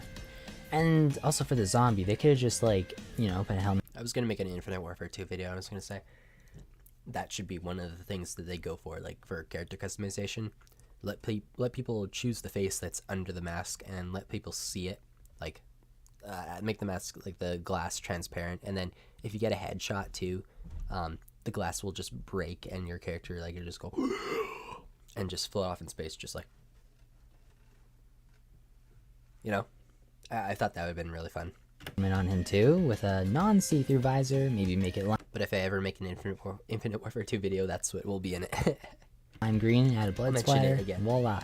Perfect for the universe, right? Anywho, some fluid gameplay examples could be the ability to drop shot without being forced to unaim down sights, like in the games Black Ops 4, Black Ops Cold War, and the alpha like for that. Vanguard. Also sliding that can get you to cover faster, being able to reload while sprinting, and even I think MW2 sliding, it will get you to cover faster, but I'm not sure if it's faster than attack sprint. I think it's faster than regular sprint, though. I really don't know what I would do to buff MW2 sliding, but, like, I want it to be more fluid. That's pretty much it. I want it to be kind of like Infinite Warfare's, maybe, where you could just slide hop. a stable optic when going from a jump to Smoothly. a stationary standing position.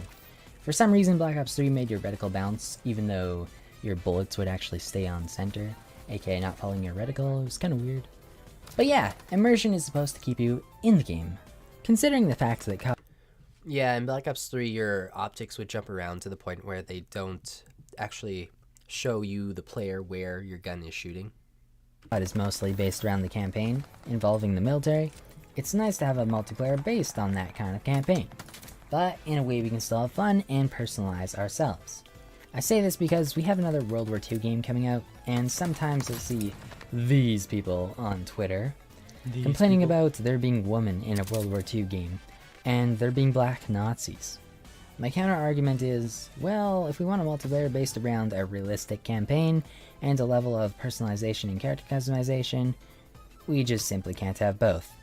Either we don't have Nazis as the Axis team and everyone can be whatever race they want, or we drop all customization for 100% realism. Aha! See there? That's where realism comes in, and realism is the reason why you can't have both. We're no longer bending There's the difference between immersion and realism and cartooniness. Cool. reality to have an immersive video game experience with player progression. A campaign telling a story, in my opinion, should only be a framework for the other modes, not a total takeover.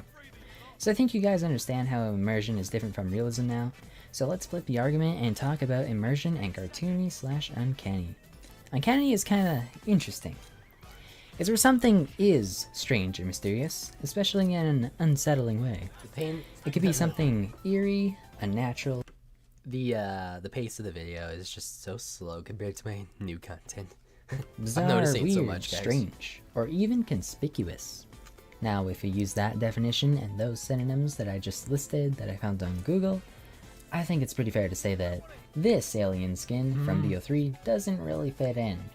Not only does the campaign not feature any aliens, but absolutely no one in real life is an alien. They don't exist. I just don't see any reason as to why a virtual simulator for special soldiers would have an alien running around in it. See, yeah, I 100% agree. Like, even though it is like a virtual reality setting, I still don't think the alien fit into it because it's meant for soldiers. As for women and black Nazis, I'm sure everyone can bend reality slightly. It isn't like these people are incapable of fighting. The concept Yeah, it's incapable.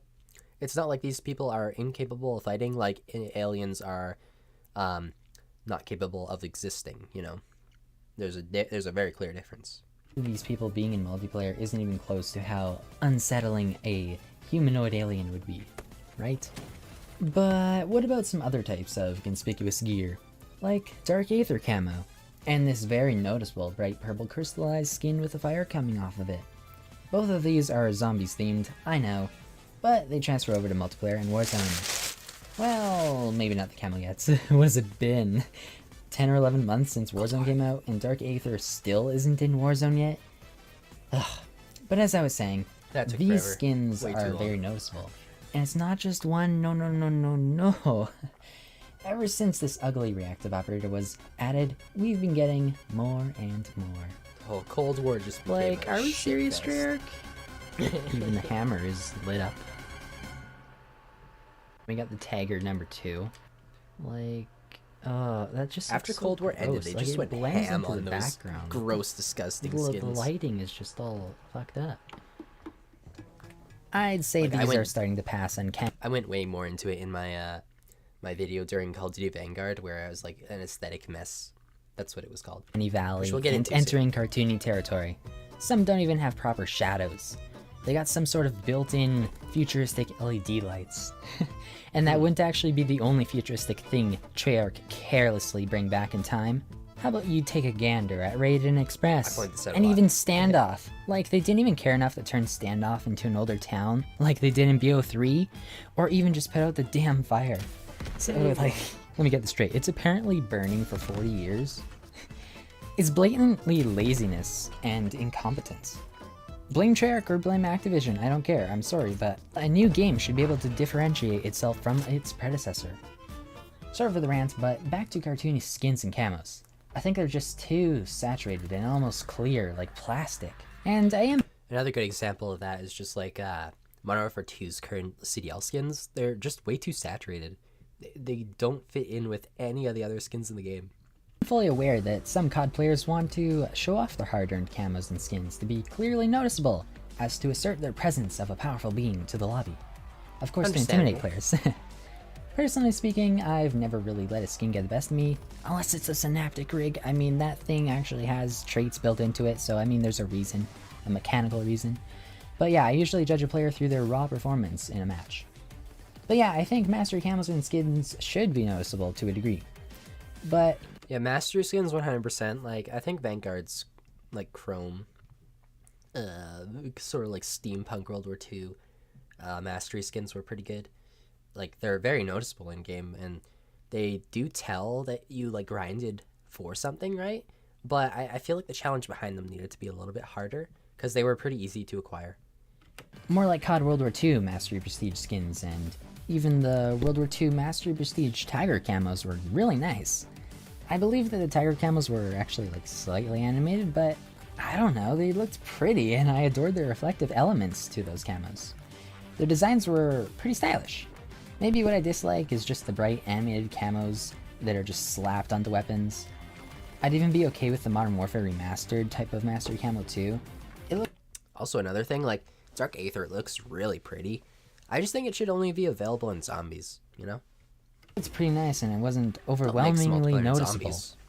What do you guys think? Should camos be bright and colorful, or should they be more stylish? do you To think, wrap this guys? up, I'd What do you like to think? circle Anyone who's back watching? to my tweet saying COD isn't Fortnite, Immersion trumps realism and or silliness. What I meant by COD isn't Fortnite, I meant COD shouldn't try and mash together every timeline and universe into its multiplayer. Fortnite Exactly. indeed does do that. They've added Master Chief from Halo, Rick and Morty from Rick and Morty, and so on. What kept Fortnite immersive to me was the 3D cartoony style, but admittedly, I feel like I'm being pulled out by these different skins that feel uncanny. These are like the Rick cell and Morty shaded, I one, think that's what they're called. ones and the anime ones. Simply put, they just aren't in the same art style as the rest of Fortnite. They kind of look artificial.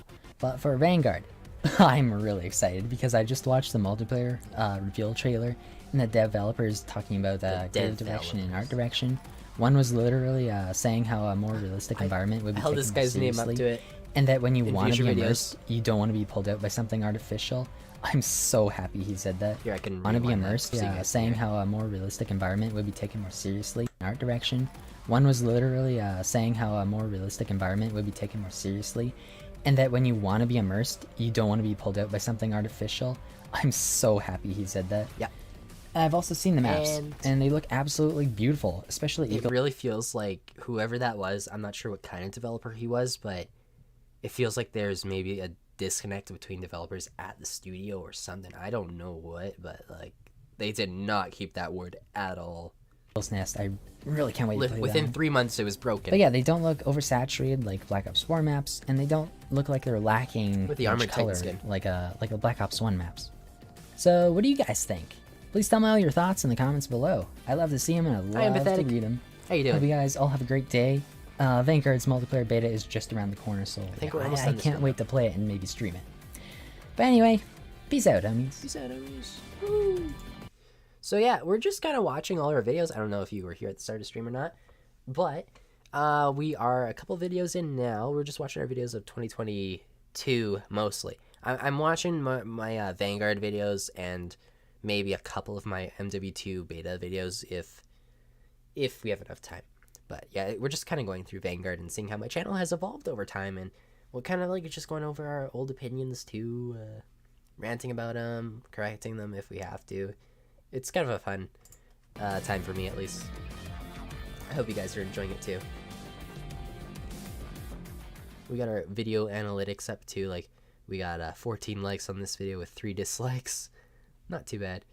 I cannot wait till we get to our sorry, I'm a little sick. Whenever I laugh, it really fucks in my throat, dude. What was this video? We found exclusive Ace in Vanguard featuring Gamer Boy Bathwater $100 bomb dono. That was fun. We'll do this one next, but what was I talking about? Oh yeah, we have a COD Extremists video coming out soon where I called out whoever it was on Twitter. I think it was Ghost of Hope. Guy still has me blocked. And it wasn't for that video. It was for some stupid COD Vanguard hot take that wasn't even that hot. I'm doing alright, how are you? You've met Exclusive Ace? Nice! Yeah! Ha ha ha ha. Sort of. You get to see how. Haha. Oh, Exclusive Ace is in our lobby. Yo. God, he's It's the Exclusive Ace. Oh boy, Is that a team? what? He's streaming, I think. We have Hold to the check. fucking phone. My voice was so quiet. Hold on, we're right now. Let me check this out. Gamer Boy Bathwater, you're in his lobby! Yeah! Wait, am I actually like in this game? Oh Yeah. my god, I am. It's beautiful. Ace high. So yeah, we didn't actually meet Exclusive Ace. We just ended up in his lobby, and he, I'll show you, I won't spoil the video, but you'll see what happens. We didn't actually talk to him, though, unfortunately. But he does know about us. He knows about us, which is so cool. It's really fun when a successful content creator like that just says, hey, yeah, I've seen you before, or I recall you. It's really heartwarming, not gonna lie. The Ghost of Hope is kind of dookie. I agree. Hey, in the chat. Ghost of Hope is an interesting individual. We'll just leave it at that Wow. until we get to our video. Holy shit. That is so loud. Ooh, nice one. It's funny as fuck. Are we on his team? Oh, we are. Yeah, we're on Ace's team. Well, that's unlikely. Now let's just follow him and Touch. kill him. Smith. Nah, yeah. Just kidding. I'm do that. kidding. There, I know, it's every streamer's nightmare. coughed up a loogie there. What was I talking about here? Yeah, was I we're talking about on trolling Ace? Ace's team. I think Well, I was. that's I unlikely. was like, hey, dude, let's shoot his body. Now let's just follow him and kill Touch. him. Smith. Let's follow him and Nah, shoot him. yeah. Just kidding. I'm do that. kidding. Just kidding, just kidding. Of course, I of know, course. it's That every is like streamer's nightmare. so annoying for Holy streamers. shit. I feel so bad when people actually do that. I would never do that to Wow, Ace. I was just talking about Exclusive Ace too. Yeah. It's crazy.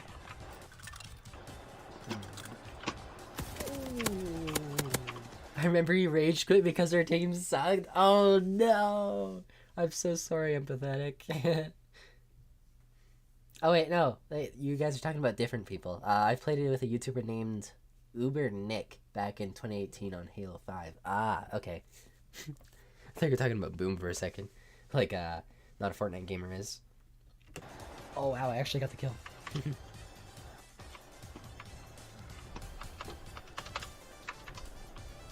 That's also I took a pretty picture fun. on my phone. I'm gonna tweet. I'm gonna like DM. That's also pretty fun though, like when you just end up in someone's lobby. I have actually ended up in Prestigious Keys lobby on World War II in a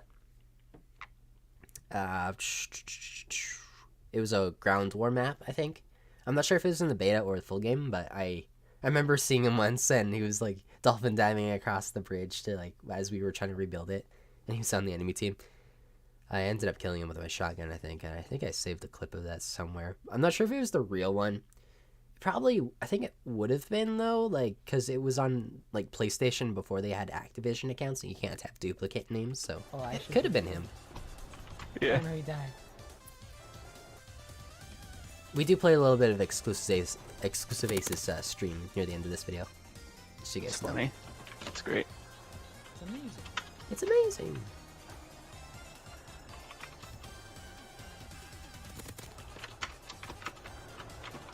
I did pretty good this match too. Guys, too good. The sniper that guy's too anymore. good. Because even with the Mattsuki, I'm not like I'm doing better with it. But Game Boy was getting used to mouse and keyboard at the time, I think. oh, this is so nice at 120 FPS. Oh my god. I got a PC recently, but it's not that good.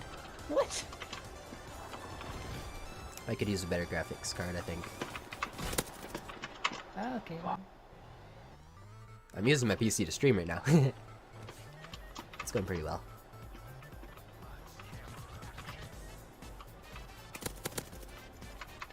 Skip ahead a little bit. Wait, Ace was doing better than me. I'm just one behind him. One behind him, I said. Is there one?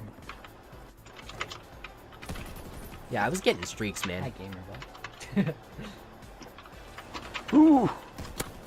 Why do I suck more with the control? Here we go.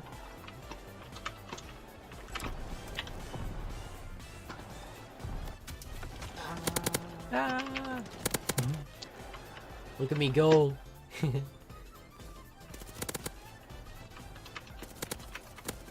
Gosh, the recoil. Fast forward.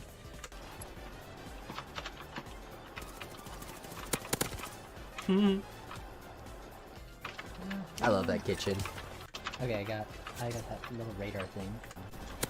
Spraying. Skip ahead a little bit. No. No. Oh.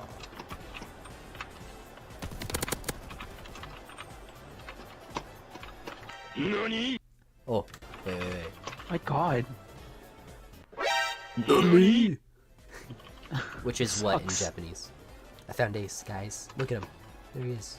Carry me. Did I?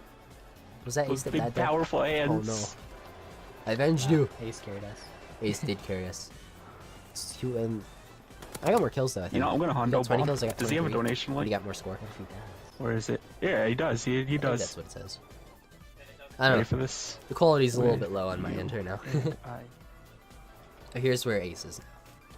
actually really enjoy Ace too, so it's like, oh, why not do it to Ace? Miss when me and you and the Boom and the boys were grinding Vanguard. Me too. That was so fun. I really miss those days too. Like Boom just being like that just like that call out sort of guy. He's like, yo, get on the objective right now, guys. Hurry, we gotta win this match right now. It does not matter what your KD is. Get on that objective. Dolphin dive. Do it.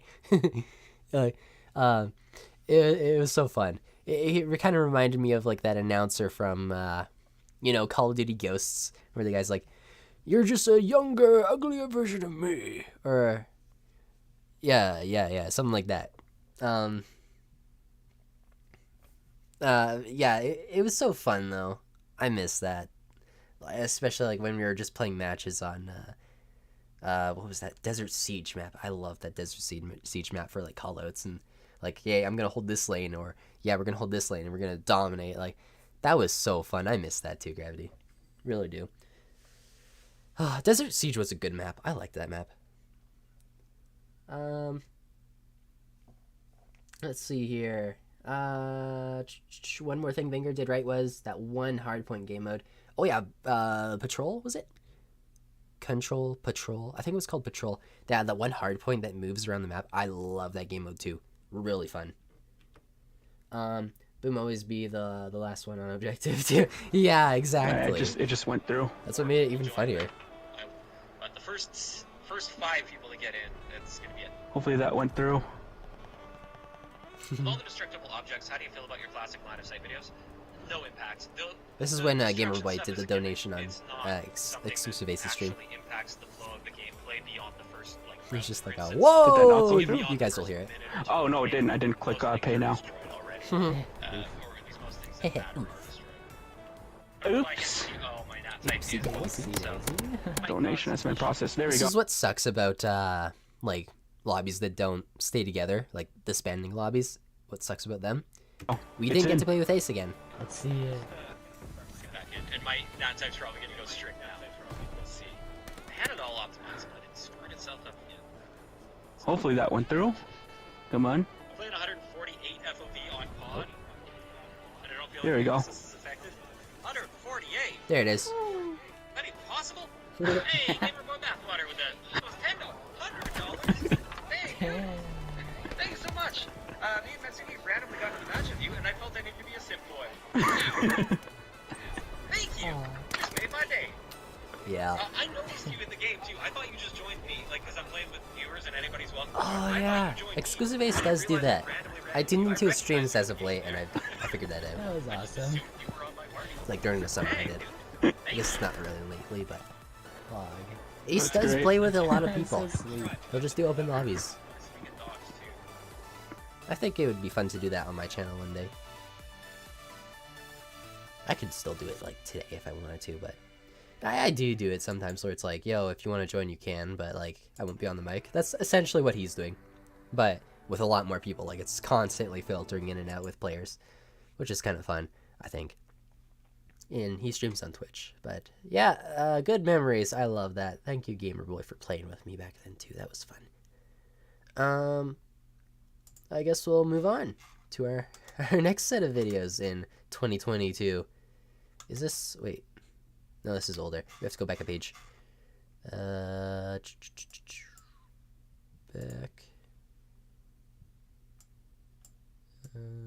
I gotta be careful not to shrink this. Because if I shrink it, it's gonna mess up my OBS layout, overlay, whatever you call it. Are triggers Deadzones broken in Vanguard? I don't think we need to watch the whole video on that one, but we can watch a little bit.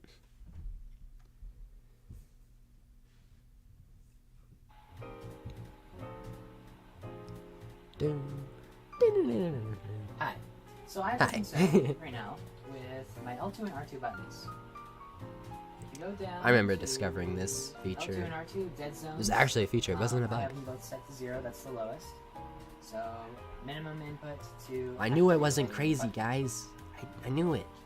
But the thing is, with these dead zones, I've noticed this. So this is how much I need to press L2 to aim. Yeah, you barely press it and you start aiming. And then when you press R2, you have to hold it down a little bit more than L2, which was... Yeah, you have to press it more. Yeah. So that was one of my concerns.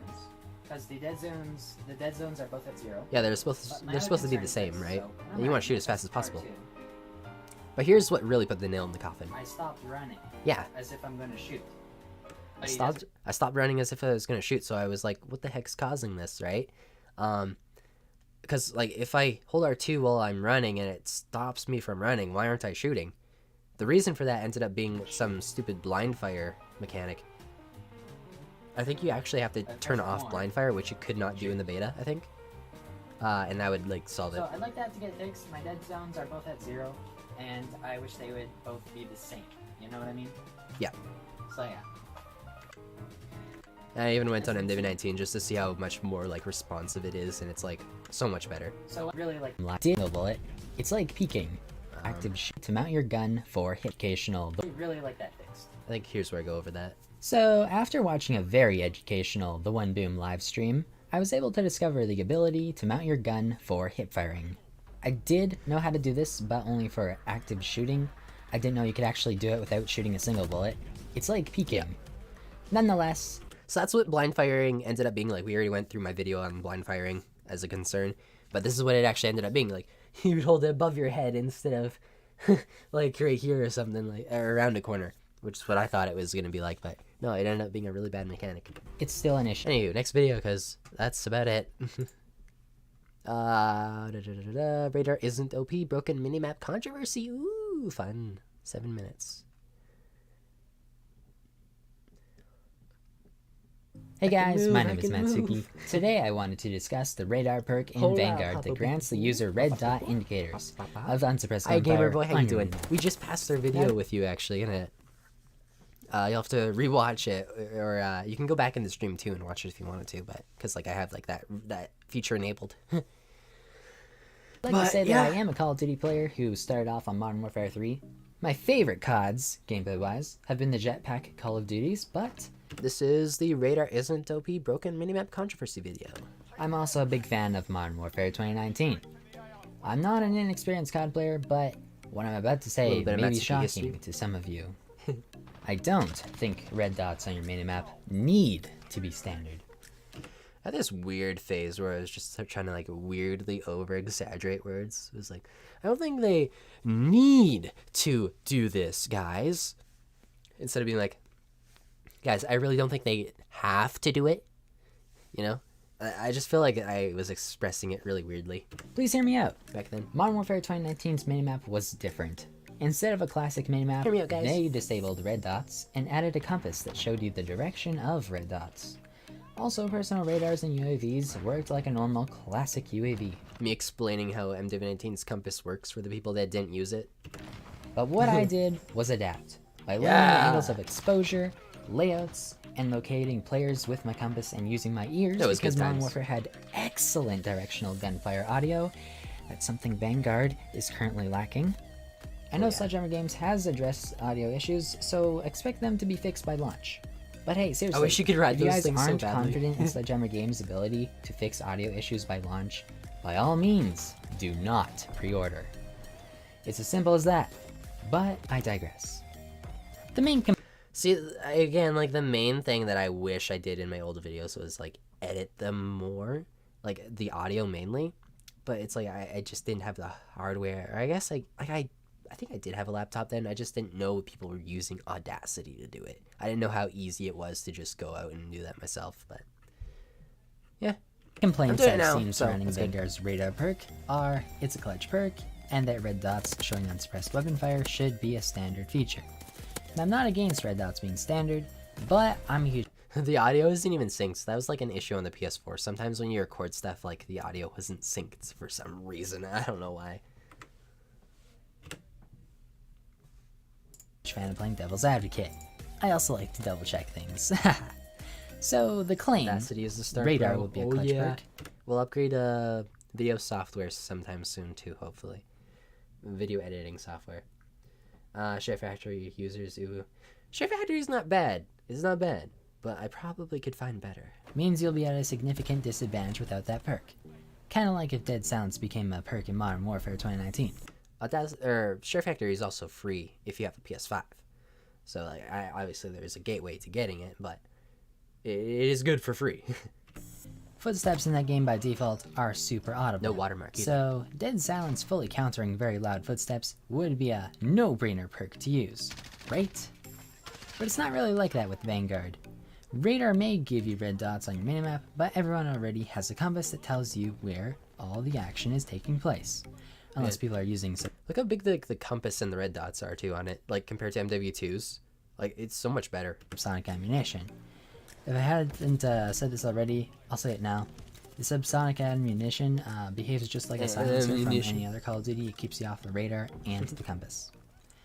Now you might say radar is way better than any other perk in Perk 2, like High Alert, Tracker, Forward Intel, and Piercing Vision, which was not in the first weekend of the beta, but it will be in Perk 2 later on.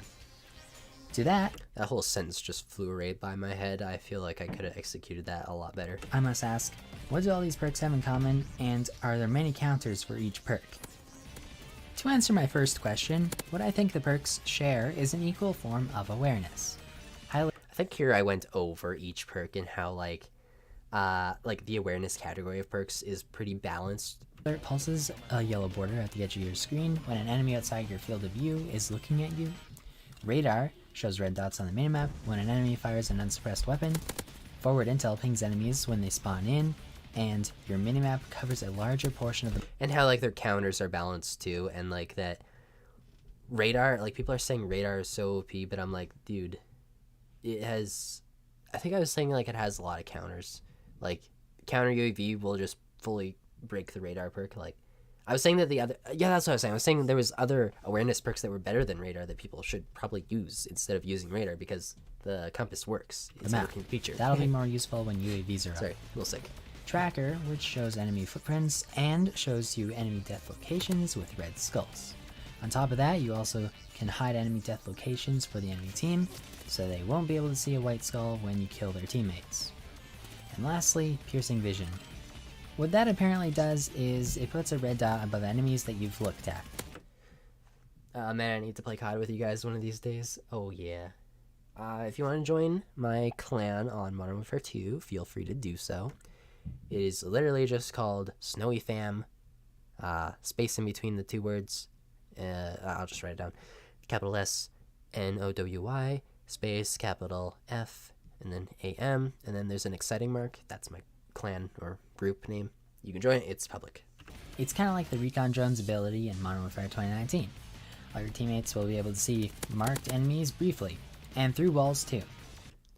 Also, let's see here, EMP or EMP. That's a good abbreviation. Just waiting for you to get the game, bro. I'd recognize that background music anywhere. Crazy soundtrack. Oh yeah. Shadow the Hedgehog, baby. So yeah, awareness. Great track. Each basically helps locate enemies easier. So nostalgic too. Now to answer my second question, I think the counters to each of these perks is just as important, if not more, when determining if the radar perk is clutch. So that was the point I was trying to get across. I don't know, maybe I should have said that beforehand so that it's not as like confusing, I guess, for the viewers. I feel like that's what I would do nowadays. And more powerful than the other perks. Starting with High Alert, there doesn't seem to be a counter yet. Then we got Radar. This perk actually has two counters. Subsonic ammunition, it disables any minimap ping when firing, and 2, the counter UAVs disable your minimap altogether. To be fair, CUAVs disable your compass too. Personally, I would change that so that you don't feel as helpless, but that isn't the case with They disable Vanguard your compass? currently. Next up, we got Forward Intel. Its only counter is CUAVs. Now, something you may not know about the CUAV in this game is that it does not stack, meaning if your teammates call in theirs first, you'll have to wait until there's... Did they change that? I remember like the counter UAVs didn't stack, and so that would like just make counter UAVs last longer essentially, because as soon as one is over, another person's gonna put theirs up in the air, and like there's no lock-on launchers either, so it was hard to shoot them down. So like yeah, the counter UAVs lasted longer, making the radar even worse. is destroyed As a or perk. until its timer runs out. But because of this no stacking CUAV feature, counter UAVs may seem to last longer. Yep. Meaning the radar perk and the forward intel perks I really liked, High may Alert be in both this at game, a I think. potentially larger disadvantage. Next up we have Tracker. There also doesn't seem to be a counter with this perk yet, but there does seem to be a bit of an overlap with Tracker and Subsonic Ammunition. Both hide enemy death locations. I would keep that in mind while creating a class, because if that was the main selling point for Tracker, you might want to just use one of your pick 10 I gun remember this attachment song. slots on Subsonic Ammunition, and then select a different perk too. Lastly, we got Piercing Vision, and yes, there is a counter. Its counter is the low profile perk in Perk 1. It specifically says immune to the effect of Piercing Vision, along with the ability to avoid detection by enemies. I don't know where I got this music from, honestly. It might be a Sonic game, I'm not sure. Which might just mean enemy streaks like the Glide Bomb might not see you, just like a cold-blooded perk. Wait. That's Radical Highway on Sonic Adventure 2, right? Wild stream lag right now. Is it laggy for anyone else? Maybe that's just me, I don't know. Oh shoot. Let me check.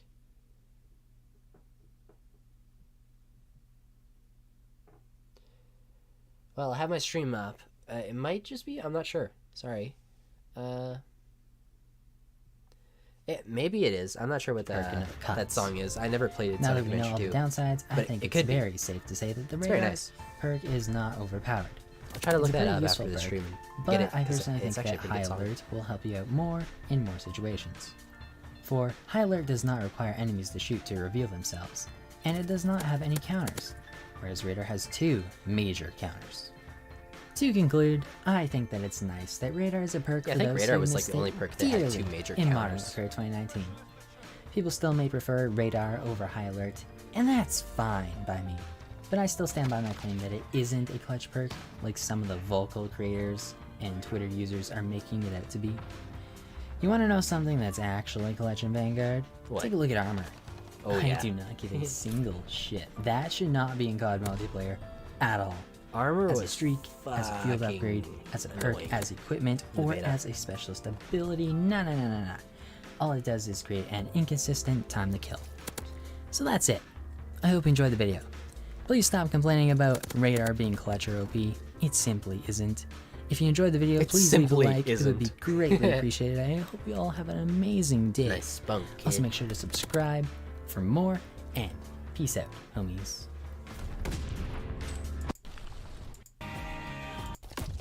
I am. I used some Shadow the Hedgehog outro music for a while there. Radar isn't OP. Next one we got, that's a map walkthrough, that's Infinite Warfare Hidden Wall Runs. Ooh, okay. The fastest camo grind mode in Black Ops Cold War Zombies. This was a good one. Hey guys, my name is It's kinda short. Mattsuki. Today I thought I'd share with you guys the new Halloween update to Cold War Zombies. As you may tell from this video's thumbnail and title, Might snag this stream idea from you, bro, not gonna lie. Dude, Gravity, you did this before, didn't you? I thought you've looked at old videos. I feel like, for me personally, I'm definitely gonna like do this like just for batches of Call of Duties now. Like after a year of Vanguard or Modern Warfare, I'm gonna do like a stream where I just watch everything Modern Warfare I've made, like Modern Warfare 2. But yeah, dude, go for it too. I'd be interested in watching that. I think they're really fun to watch, these types of streams. I thought yours was interesting to watch, that you did a while ago now too. But yeah, dude, go for it. this new update has reached its scraggly fingers into the fiery pits of hell, and honestly, I'd like more people to react to my videos too one day. Like, maybe ask, like, which videos, or if you have a video in mind that you wanted to react to, like, sure, go on ahead. Obviously, you probably aren't making, like, me and you and everyone in our smaller community, we aren't like really making a YouTube revenue off of watching each other's stuff. But like, I feel like even if a larger creator was to watch my stuff, like I still feel pretty proud that they wanted to take the time to sit through everything I've made. But yeah, it does depend like how much you use to some degree. Like a footage, like who was it? I think it was like Blame Truth. He was talking about this one guy who made a video on him recently, and he kind of just like lambasted him in front of his like whatever amount of subscriber audience, and they just kind of went over to his channel to attack him. But like, he did talk about like this one section where he used like too much footage when he was like doing a commentary video over his video, and I do agree. Like he played a minute of his video and didn't say a word, which is like, well, if they don't talk about the point why you're doing it. But then again, like if we're doing it in stream format too, like you don't really know what to cut out, so I guess it kind of makes it okay if it's in stream format too. So I don't know. It's a topic that needs more nuance, I guess, more discussion. But yeah, if you did, hit me up. I'll probably confirm like yes, you can do it, and I would love to watch it too. But pull back out a lovely go for it. treat of a mode. I think that's the point I wanted It's to regular zombies, but with additional features. Some are cosmetic, but what really made my day was the new ground loot and zombies drops. How close are you to monetization? I think I'm a quarter of the way there still in like amount of views, I think it was, or watch time. I think I need 4,000 hours of watch time. I think I'm over 1,000. But I could just do more streams and get there faster, I think, which is what I'm going to try to do this winter. Maybe more streams and more videos, but oh well. For the subscriber amount, you need 1,000 subscribers, which I'm at 418 right now, which is kind of good. I've gone up about maybe, I think, 3 subscribers in the past 5 days, maybe, or something like that. Well, I haven't really been uploading too much, so yeah, that's good. That's good. Legit, I think this is one of the most fun classic zombies experiences since like I love Infinite Cold War Warfare zombies. zombies.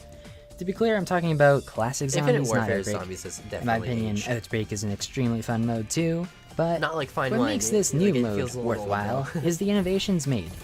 Infinite This Warfare feels Zombies so had good in a comparison very to fun Infinite maps, Warfare. but it also added cross-game mode progression.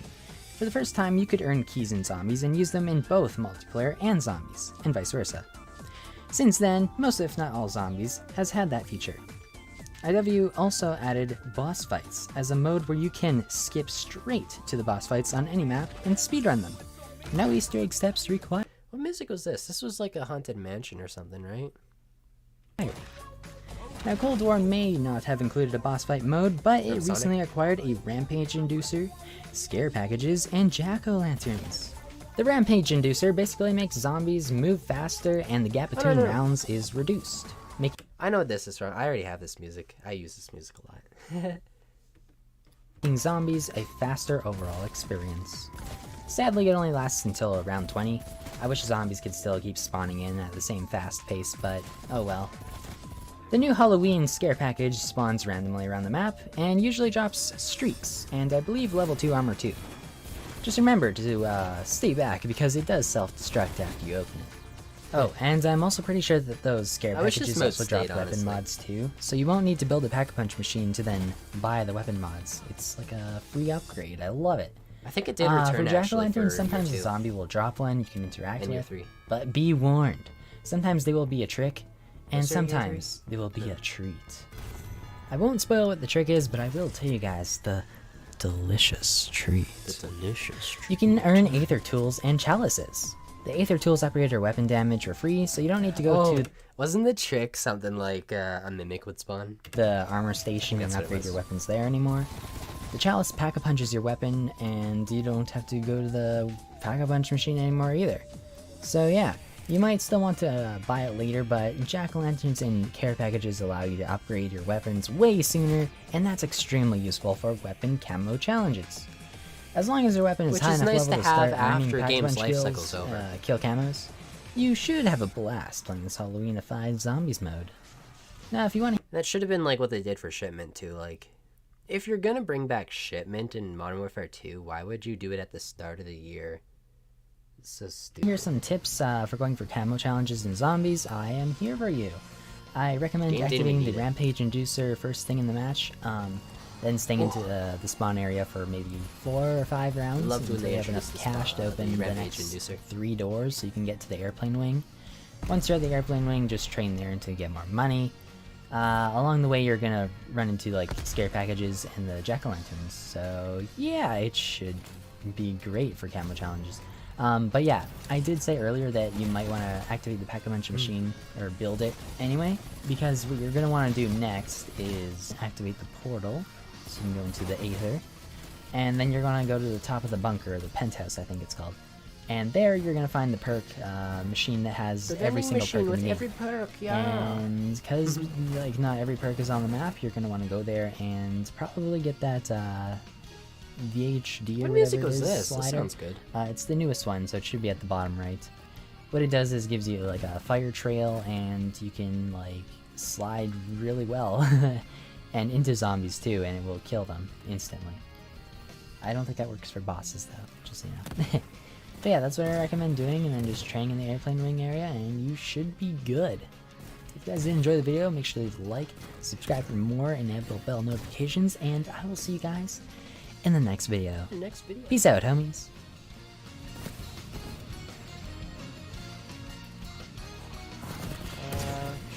I need 60 more hours to hit the 4K. Oh my gosh, damn. This is a struggle. That is pretty good though. Nice job. You ever gonna do Cold War Zombies Easter eggs? Maybe one day. It'd have to be like a revisiting zombies weekend or something. Perhaps though, perhaps. I would be down, I think. I never did all the Easter eggs, so yeah. Especially in Outbreak, I didn't do many of them. I think I did one in Outbreak out of however many there are, like 2 or 3. I still remember calling, I still remember calling Scream during the Cold War Halloween event. Holy shit, it's, oh my god. Oh yeah. I remember that too. Yeah, What a white guy. Yeah. Okay, immersion matters in Call of Duty Vanguard. We have to hurry, guys. We have to hurry. It has been a couple hours. When you want to be immersed, you don't want to be pulled out by something that feels artificial. There it is. I called him Hi again. guys, my name is Mattsuki, and today I'd like to just say thank you all for becoming a subscriber.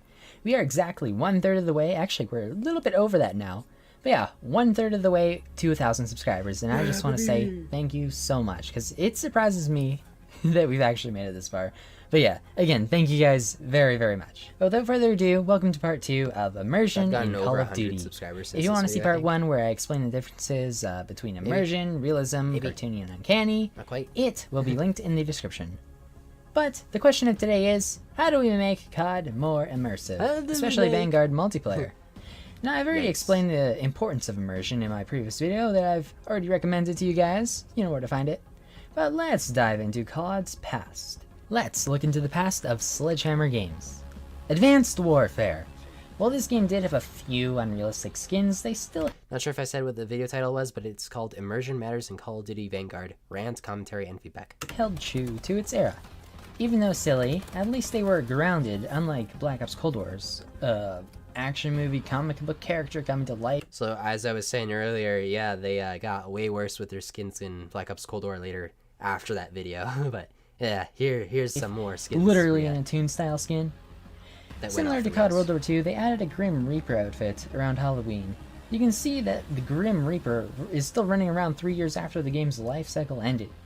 Perhaps an outfit resembling a Grim Reaper where you can Like that one. actually see the face of the individual under the cloak's hood would have been a more realistic choice.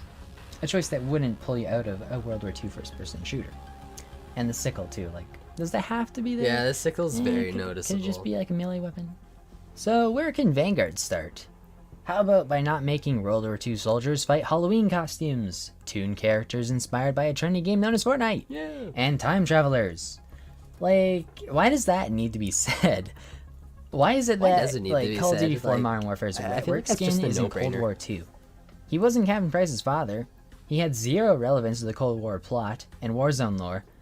He's from the original Modern Warfare, not the reboot Cold War.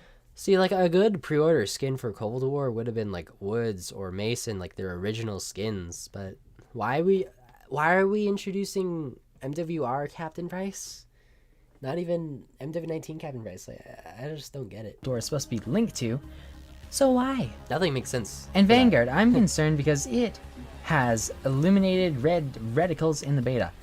If there's already time traveling involved for no reason other than perhaps selling unrealistic skins later, Why did you use BO3 multiplayer track for advanced Warfare gameplay? Dude, I love BO3's soundtrack. I try to use it often, actually. Just BO3's menu multiplayer music, it's what gets me hyped almost as much as BO2's adrenaline music. on, and maybe reticles. It's so good. I'm gonna lose a lot of respect for the game. I really will, because I don't get how developers or art directors can look at that and say, yup, that's Cold War, ain't nothing like bright purple crystallized pyro outfits and Yeah. flames coming out of it in multiplayer. Or this. And say, Like, I probably thought I was checking out his skin, be like, oh my god, he looks so cool. But in reality, I was just filming him in 4K, like, look at this dork. But yeah. Now here we got the BO2 express map that should have been an 80s train station. Why not? say, Treyarch, yup, that's explain an 80s yourself. train station if I've ever seen one. That's Mattsuki. You're Jar making Jar. artistic freedom. Oh, is it now? Oh, good sir. Can you tell me if everyone was given this Oh skin gosh, for that looks horrible. Oh my god, that looks uncanny. Oh god. Oh no. Let's see that again. Good sir. Can you tell me if everyone was given this skin for free? For every operator to use in every match for a year or so, would you still see it in the same type of good light? Or is it only a match what was for a the year? question? This skin for free. For every...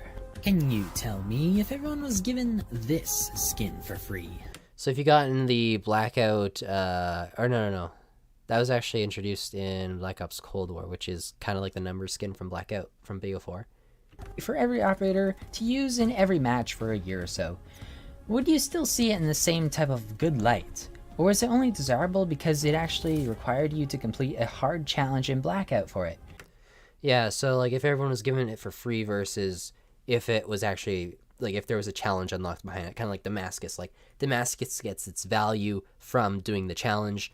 The number skin gets its value from doing the challenge. The skin itself does not look that good. Like, yeah, I guess it's Black Ops themed. Like, oh my god, the numbers, guys. Whoa, what do they mean? So it's kind of like Black Ops themed, but the skin itself, it's it's literally just a black skin with some numbers flashing on it. Or maybe pay $25, aka a third of the game's price. It's also kind of why people were pissed about it being like $2,500 because like it required a challenge behind it before. And this is I don't know if you guys seen recently on Twitter, but I did tweet about the Damascus kind of weapon variants coming into MW2 in a bundle instead of being awarded to the players to actually earn them. I was pretty pissed off about that too. So I fully feel about like I get what people are talking about when when they're angry about these sort of bundles introducing, or not introducing, when these sort of bundles recycle content we grinded our asses off for. Use it. Most COD players won't have these number skins for 2 reasons. 1, most require skill to earn in Blackout, and 2, most people aren't made of money, so they won't drop $25 on more than a couple skins per COD title. This argument could have been better in this video, I think. So my question to you guys really is, does this skin look good because it's aesthetically pleasing? No. Like, ooh, the Mason numbers, what do they mean, man? The Mason numbers, what do they mean, man? Or is its value purely based off of rarity and very, very minuscule relations to Black Ops 1's campaign? That's it. I know YouTubers like FaZe Jev warmed up to Damascus after unlocking it. Some even now have and use Damascus skin scuff controllers. Yeah, I've noticed that too. It's so weird because I really remember everyone hating on Damascus like when the game first came out. It was like, ew, what is that? That's gross. And then people started warming up to it. I'm like, why? Why are people actually liking this thing? And then I'm like, maybe it's because they grinded for it. Maybe that's the reason. Anyway, what are you guys talking about in chat? I've seen the chat's been going. Fair enough. Thank you. What video are you most proud of? Ooh. Let me just click off of here for a second and check them out. Most proud of. I was pretty proud of my supply drops rant video. Pretty proud of my MW perfect map design wishlist video. I don't know if you've noticed, but I have put like some red diamonds beside the videos that I think I'm most proud of, actually, on my channel. Which I think is only 2 videos that were quite a while ago. I am pretty proud of my recent content too. It's just like not as long form the content isn't as long form as those other 2 videos that I made. Like the map design video was 20 minutes. The supply drop video, I guess that one was 11 minutes. It wasn't that long, but yeah, I think the one I'm mostly proud of, though, if I had to answer, was definitely the perfect MWII map design wishlist video. It took a while to make, and I think I addressed some pretty good points in that video, but we will look at that video again because I haven't watched it in a long time, so maybe my opinion has changed. Maybe we'll have to do like a remake of that video, or a remaster, as the COD devs are doing. No, I'm just kidding. We'll do a full remake. We won't be lazy about it, okay? I might do a remake of it for Black Ops' next Call of Duty installment in the franchise. But yeah, to answer your question, that video, I think. You made yourself look like a fucking horror character. Yeah, I did. I really did. It looked creepy as shit, dude. I haven't done too much animation, but that was an attempt. Oh yeah, I remember there was a community challenge in BO4 where everyone had to put playtime to earn the Galil. Yeah, BO4 had a challenge like that too. I'm not sure if the Galil was good or not. That's why I didn't use it as an example, but I used this skin as an example because it's like a not good looking thing, similar to Damascus, but because there's a challenge there, people perceive it as good. Only because of the challenge, not because it looks visually interesting. That's sort of my opinion on Atomic too. It's like, that thing looks ugly as shit. It looks like a bunch of Skittles mashed together on top of Damascus, or Skittles puked up onto Damascus. Is what I would usually say on Twitter. But yeah, just because there's a challenge behind it, I feel like that's probably why people are saying it's better than it really is. I don't think anyone can convince me otherwise. Damascus is a horrid looking mastery camo.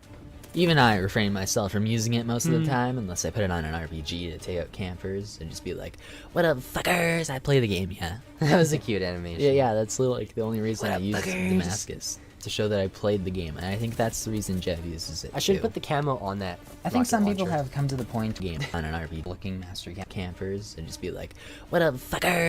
See, I need to put a Damascus camo on that RPG there. That cylinder. I play the game, yeah. I play the game, yeah. Yeah, that's like the only reason I used Damascus, to show that I played the game, and I think that's the reason Jev uses it too. Shout Jev shout Jev out a lot, honestly. I think some people have come to the point where they are so used to oversaturated colors that they I used to watch Jev a lot, like daily. He uploaded daily, so I was watching his videos all the time. I stopped watching, unfortunately, I think soon after he started doing Elden Ring. And it was mainly because he was only playing the same map, so it's like, I guess I'll just listen to his videos. And then it eventually got to the point where it's like, damn, I'm tired of listening to these videos. I think Infinite Warfare and Modern Warfare 2019 So that's have why he great lost me, maps. at least. I think some people have come to the point where they are so used to oversaturated colors that they think Infinite Warfare and Modern Warfare 2019 have great maps. I am sorry, but Infinite Warfare... Did you guys hear that? I had some game chat on in this gameplay. The guy was like, "Fuck you." Oh yeah, I remember there was a community challenge. Oh yeah, I already read that. Warfare is 100% not dull. Modern Warfare isn't futuristic, so of course there's no sci-fi hologram billboards and glossy metal buildings everywhere, but it has color too. Just sometimes bad color palettes. Yeah, Look at this sometimes. grass on Scrapyard and its Ugly. dirt texture Ew. underneath it. It doesn't mesh well. Look at the lime green grass on Sawmill. I have no clue what aesthetic they Ew. were going for, but it isn't horror or sunshine and rainbows. It's not even something more realistic, like beautiful. Infinite Warfare totally nailed themes. Look at Noir. Look at Carnage. Look at Frost. Look at Permafrost. These maps are very beautiful. immersive. I think a COD like Ghosts lacks a bit in the color department. Modern Warfare lacks in the feel and the theme department. So, yeah, people are always like, MW19 is so gray or brown, and it's like, dude, Call of Duty Ghosts was gray and brown. MW19, it just has some bad color palettes on some maps. And it's some maps, not all maps. Like, a lot of the maps do look nice. They just don't go above and beyond. on some maps, but not all maps. Vanguard, so far though, seems to be nailing both colors and themes, and even beauty overall. So now, Like, Oil Rig looks beautiful in MW19, but something like maybe St. Petrograd, like, it looks nice, but it doesn't go above and beyond, and it's not gray. Like, you can compare it to Call of Duty Ghost maps. It does not look like them at all. It's like in between somewhere in that gray area. Backside, no problem. naturally, no I problem, hope that they're Alistair. able to do the same with skins. Vanguard put itself in the World War You're II not era, obligated not a to steam. stay. You can jump in and out whenever you want to. Right now we're on the Immersion Matters in Call of Duty Vanguard video, if you're interested. Punk World War II alternate dimension, so we better not be seeing furries, mascots, clowns, zombies, or modern anime waifus like Mara, or any other form of reactive skin in a World War II Call of Duty. Now, I believe it was said that this COD is set in a universe just like ours, but only if a World War II Fourth gameplay. Reich existed.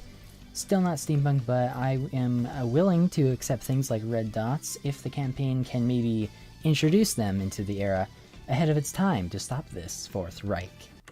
Which it did not. Fuck Vanguard's campaign, what a shit show. Maybe, perhaps.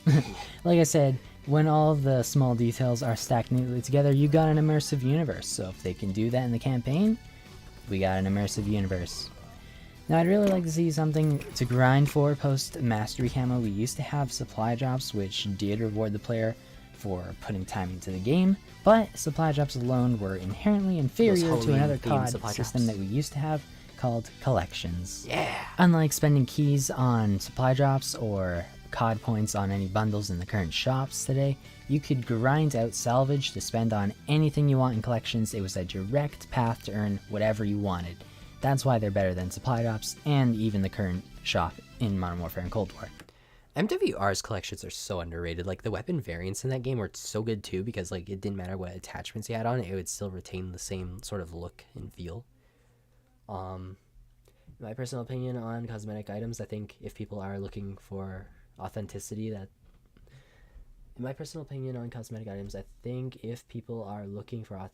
that's why the campaigns exist. That's what the campaign is for.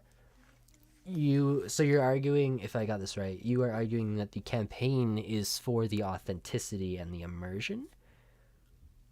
I guess my sort of argument against that is that the campaign should be, I think what COD has always done is that the campaign, like in the past, is like the campaign is the building block for multiplayer. It is sort of where multiplayer should be based around it, and it doesn't need to be 100% accurate, as I've gone over too, because like if we do 100% accuracy in a World War II game, you can't have people being the race they want to be in multiplayer. Like, you can't have a black Nazi, you can't have like, you know what I mean, woman, there's not as much woman in multiplayer. There wouldn't be as much woman if you wanted real authenticity, right? But if we went full on cartoony, then like, well, then we're having aliens in multiplayer, which also just doesn't even fit World War II at all. So I feel like the perfect blend between the two is just let people be immersed in the game by things that can be realistic, like women can fight, so why not just have them in there? And there can, like, you know what I mean? Like, it's what you can do, not what is fully inaccurate to history or what is fully inaccurate to reality. There is a line that you can draw that is going to include immersion in Call of Duty, which is kind of what I want. It's a very subjective thing, I'll give you that, sure, but that's kind of what I'm rooting for. Campaigns have never been really that authentic. That is true too. God, campaigns are usually like action movie themed, right? That's just impossible for a form of entertainment media. Yeah, I mean, to be fair, yes, video games are a form of media. Yes, sir. Yes, sir. But yeah, and like, I know Boom made a video on like the Halo cat ears too, and it's like, I feel for that. Like, if they were to do that for Star Wars, for example, like have cat ears on Rey, like a cat ear helmet that's like clearly anime themed from our reality, not the Star Wars universe. It feels like they don't care about building a universe anymore. And like, even if you have, even in Star Wars Battlefront, if they did that, it does not feel like Star Wars. So I hope you get what I'm trying to say and how it, like, I hope it comes across so right. On the spot, because I'm not making like this into a video. I'm just talking live with you guys. MW18 was realistic in a way. It showed the horrors of how proxy wars and terrorism and the lives it affects. Yeah. Even though, like, in some ways they kind of overdid it maybe a little bit. I've heard that criticism a bit too, but yeah. Sorry. Even though the story was fictional, yeah. It was a very intense campaign, and MW2 turned it into shonen anime. Friendship is power stuff. Yeah, what was their saying? Their quote? The ultimate weapon is team. I think that's what it was. So yeah, it does kind of feel like the tone shifted between those two games too. Like, they feel pretty disconnected as campaigns, which is kind of saddening as well. People had a huge problem with MW19 being too realistic, too many doors and windows and huge maps. Yeah, but that's the thing. That's not art style. That's mechanics. They're two different things. I go into this actually in a future video here. I think it was my Vanguard video, which we can get into that soon if you guys are interested. If you guys want to watch it on my channel first beforehand, you can if you want, because I'll be pausing it and talking throughout it. But it's my Vanguard video called, let's look at it right here actually, just so I can see the thumbnail too. Here it is. An aesthetic mess, Call of Duty Vanguard and MW2 art themes, and reading your comments. We went into this sort of topic a lot in this video, and I think I nailed it in that video too. Honestly, Gravity, if you're still here, I would say that I am very proud of that video too, the aesthetic mess video. But yeah.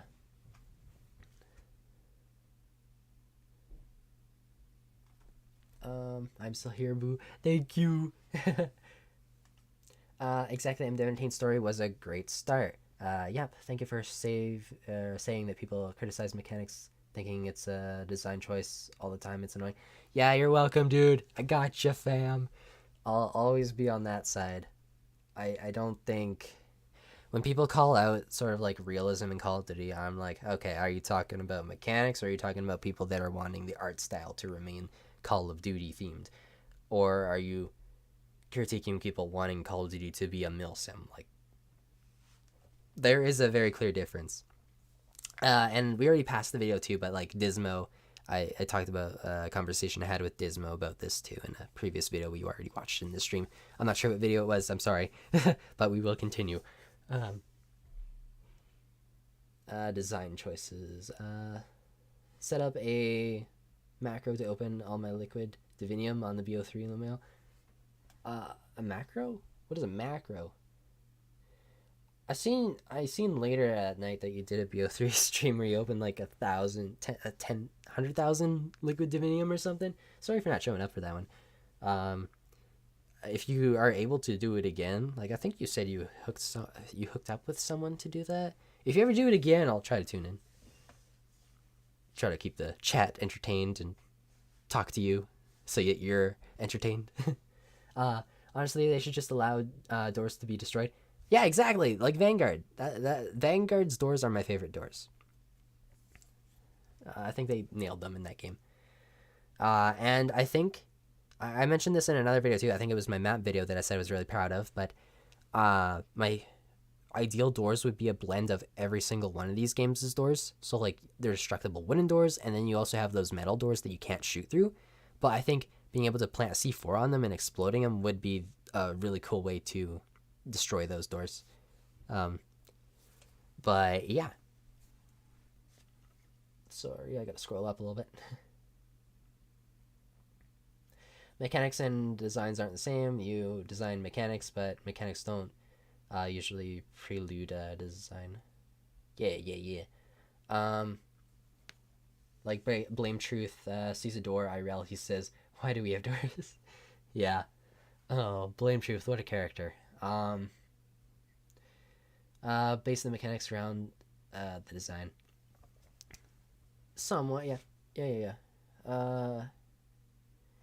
It's a way to have the mouse click a button without actually having to click the button. Oh, okay. So you don't have to constantly just go open, click. Like that. Yeah. I know what you mean. Well, that's a good thing to have set up for an opening like that. That's huge. Destructible doors are actually great. Some of my mouse X's if it was constantly clicking, even though it's not. Yeah, I gotcha. Dude, I think my classmates in school used to use that for like Cookie Clicker or something. I'm not sure if you guys know what Cookie Clicker is, but it's just a minigame, a stupid minigame that we were into. Also, another thing that I've really wanted is Hero Gear. We haven't seen Hero Gear in like 5 years. Yeah, Blackout has the number skins, but they aren't really the same as Hero Gear. Hero Gear is earned through challenges in classic COD multiplayer. Yeah, COD World War II had master prestige outfits, added miss those to outfits. its life They look cycle, nice. but these aren't really Hero Gear either. What happened to Sledgehammer Games doing like the royalty camo? That looks sick. That should have been a staple for Sledgehammer Games. Just a gold, purple, and like black camo together. Like it just looks gorgeous. It really signifies Sledgehammer Games, like what COD that belongs to them. I don't know why they didn't really do that for Vanguard. I was kind of disappointed in that department. Yes, they look good, but they are earned through playtime and not really skill. That just leaves W and BO3. Both of those games had beautiful hero gear unlocked through various challenges, Yes, sir. some even being secret, like in BO3. and they're era appropriate. Pretty immersive if you ask me. By the way, another very, very fun and pretty underrated feature in my opinion that we used to have in Call of Duty was mission teams. Mission teams were also in Infinite Warfare, but they're heavily underrated because you got to earn good items on an unlocked tree similar to collections, but unlike current systems like missions in Modern Warfare, you get to pick 1 out of 3 missions in Infinite Warfare's pre-game lobby. If you failed the mission, it would cycle to a new one. So imagine you got this Infinite devastating missions. mission where you need to play with 3 whole party members as a solo player. If you're like me, this took a long time to complete because I needed to organize a party with a lot of new people. This is kind of like raids in MW2 right now too. Like I can't find a party of 3 to play with. I have Timmy Panda and we play a lot together, but we're a party of 2. But if I could join like Gravity and Jared, like we get the challenge done, right? But because it's locked behind 3 players only, it sucks. It sucks that the challenge doesn't cycle to a new one if I don't complete it in that match, like Infinite Warfare's mission teams did. Like if I failed the challenge in Infinite Warfare, it'd cycle to a new challenge, so I could have another chance. Yeah, being a lone wolf player is hard. Mission teams are underrated. But if this was Infinite Warfare, that mission would have just cycled to a new one if I couldn't complete it. Mission teams are awesome, And you get I 3 haven't to even choose from, gotten to too, the like, immersive so part good. yet. Mission teams came with little commanders that complimented you for doing well on missions, or poorly for doing utter shit. Your input mattered, your effort mattered. Also, to put the cherry on top of this strawberry sundae, mission teams also had cutscenes. Yes, cutscenes. Mission teams with easier challenges introduced you to the multiplayer. That's what I'm talking about. You're the new recruit. Welcome to the JTF Wolverines. I hope there's no Commander copyright. James Romer. Go I know I got propel, copyright soldier. straight Pick a rig. claimed on the Blood Anvil mission team video. While other mission teams unlocked later had harder challenges with higher rewards for the best of the best players.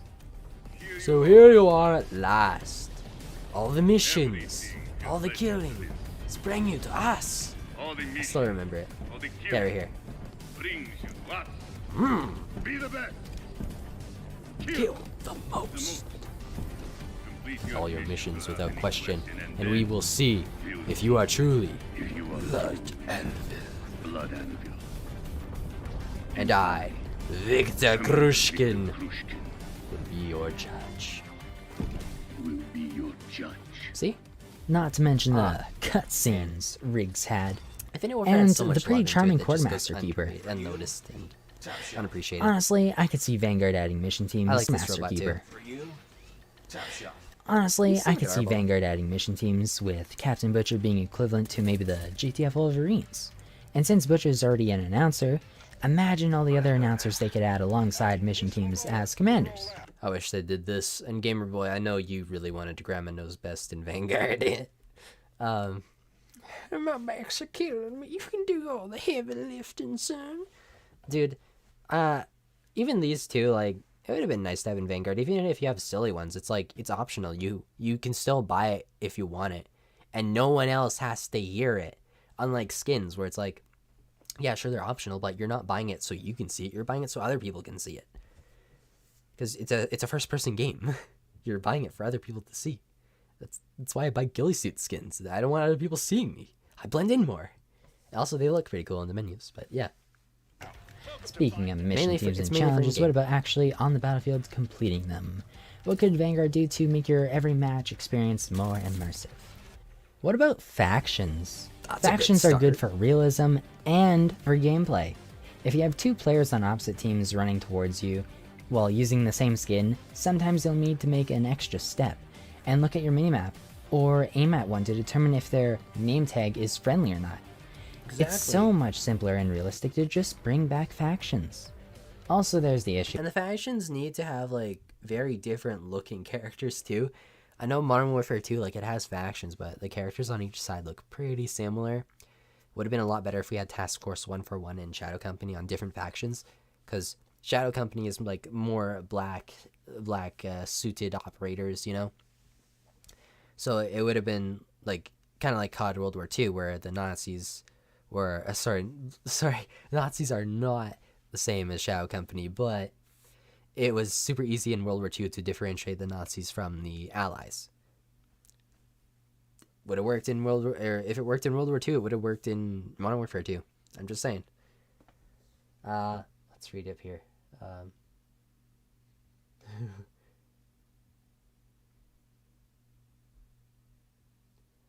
my gosh, there's so much.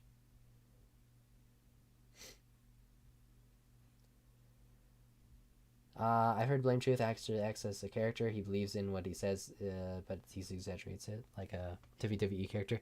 Yeah, I think so too. They should have content like this for the next Sledgehammer game. Yeah. I liked operator levels in Vanguard.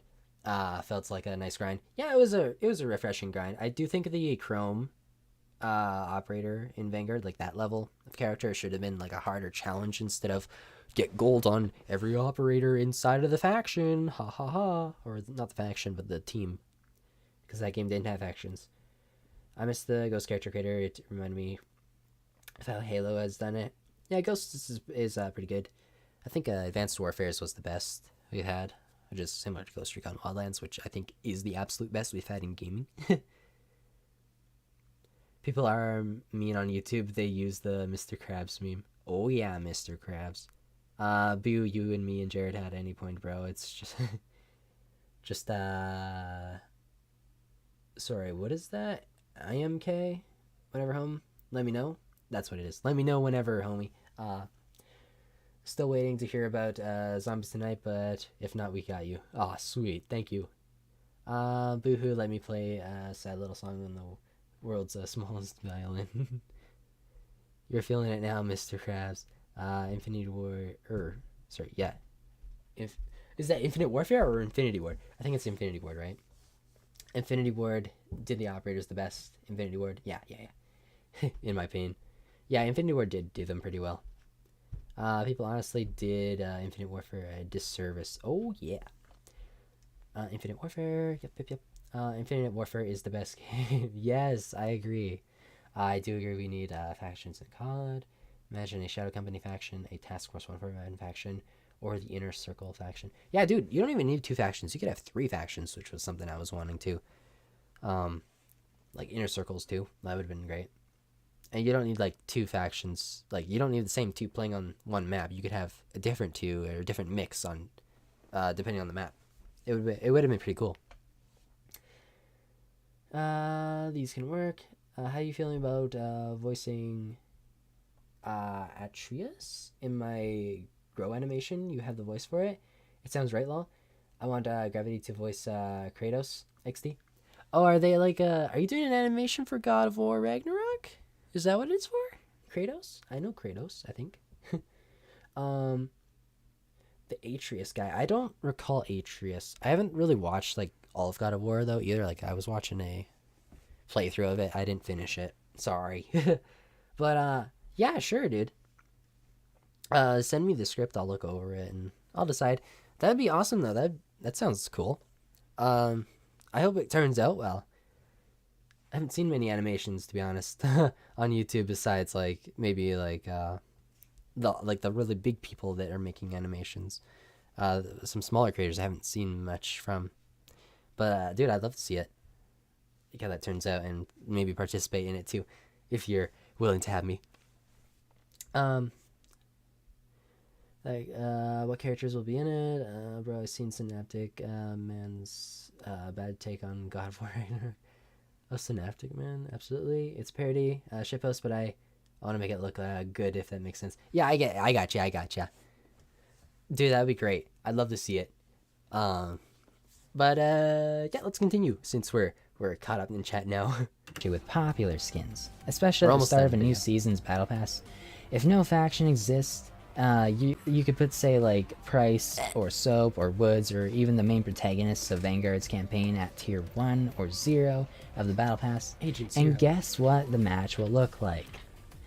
Now guess what it will look like in the Blitz mode. The Vanguard's campaign. You could put, say, like Price or Soap or Woods or even the main protagonists of Vanguard's campaign at tier 1 or 0 of the battle pass. Oh yeah. And guess what? That's what I was saying. And you really saw this when Butcher was added at tier 0. Like, because there's no factions in Vanguard, when Butcher is at tier 0, anyone who buys a battle pass is going to use Butcher because he just got unlocked, right? And when everyone's using Butcher, the whole match turns into Butcher versus Butcher versus Butcher versus Butcher. It's fucked. What the match will look like. Now guess what it will look like in the Blitz mode. Yeah. Yeah, in the Blitz mode on shipment, guys. Oh, no. Yeah, 24 Captain Prices running around would be a nightmare. If factions existed, you'd only have a max of 12 Captain Prices running around at the same time. But they're all on the same team, so no confusion or... Butcher's voice annoyed the fuck out of me. Now, if it was Billy Butcher from The Boys, I'd pay for that announcer back. Hell yeah. Yeah, dude. It also just didn't make sense that Butcher was an operator and an announcer. How stupid. Sledgehammer, come on. You guys are professionals. Show.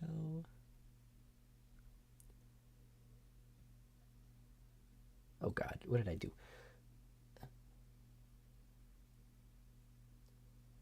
Oh no.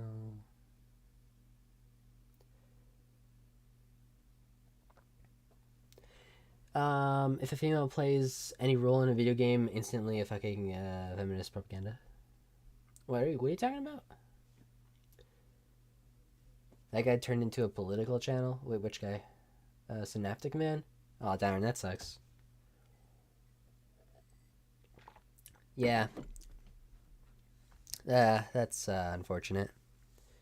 I knew someone who also kind of turned into one of those channels too. I think it was it might have been Griffin Gaming? Was it Griffin? I don't know. It was one channel that I was watching during like Battlefield 2042.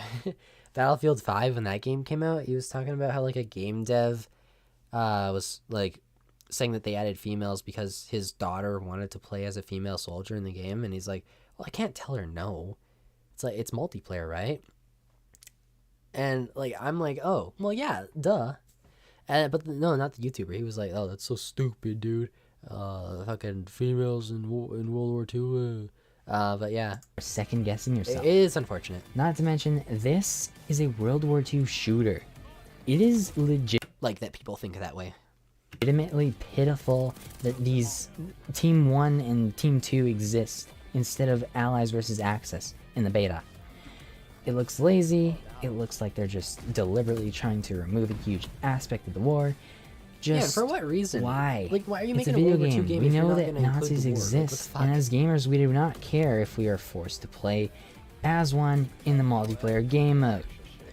It's like Sledgehammer Games employees saw that terrible take of a YouTube video where that YouTuber was like, "You're gaming, and blam, you're a Nazi. You didn't ask to be one, you didn't gaming." You saw that terrible take of a YouTube video where... So like there was an animation that was like a guy talking about this. I think it might have been like a meme or something, but who knows? I reanimated it. That just to prove YouTuber a was point. like, "You're gaming, and then blam, you're a Nazi. You didn't ask to be one, you didn't want to be one, but you are one now, and you're fighting against rights and freedoms." These people that make that claim have never played a video game in their life, I swear, just fuck off. Just differentiate fuck reality and off. fantasy. Sorry for the rant, but that about wraps it up, and my headset's gonna die. So if you guys have any more suggestions, please leave them in the Man, I comments remember below. when my headset used And that. This yeah, one's I'd wired, love so to I'm read them. good. I'd love to see them. Happy Halloween. I mean, Halloween was yesterday, but hope you had a good one. Peace out, homies. Oh, my throat hurts so bad right now. It's so dry. And I want to cough. You can go, buddy. You can go. So that was Immersion Matters in Call of Duty Vanguard rant. That was this one right here. Now we got our Nero Cinema video. Ooh, I gotta do more videos where I just call out people and react to their videos, like with a response. Hi guys, my name is Mattsuki. Like Today this. I'd like to share with you guys a quick and easy fix for Camo. I actually have one planned, maybe that I'll do for like Mudahar. On the Subordinary podcast, they were talking about Call of Duty and how like Modern Warfare 2 is receiving a lot of hate, and they didn't really know why, because they thought it was like one of the better games out there of Call of Duty. They're not really fans that have been playing a lot too, so like, I fully understand where they're coming from. Like, MW2 does feel like a really good game, but I want to point out some things like DMZ and Warzone are not part of the game. They're not what you're buying, because those are the free-to-play modes.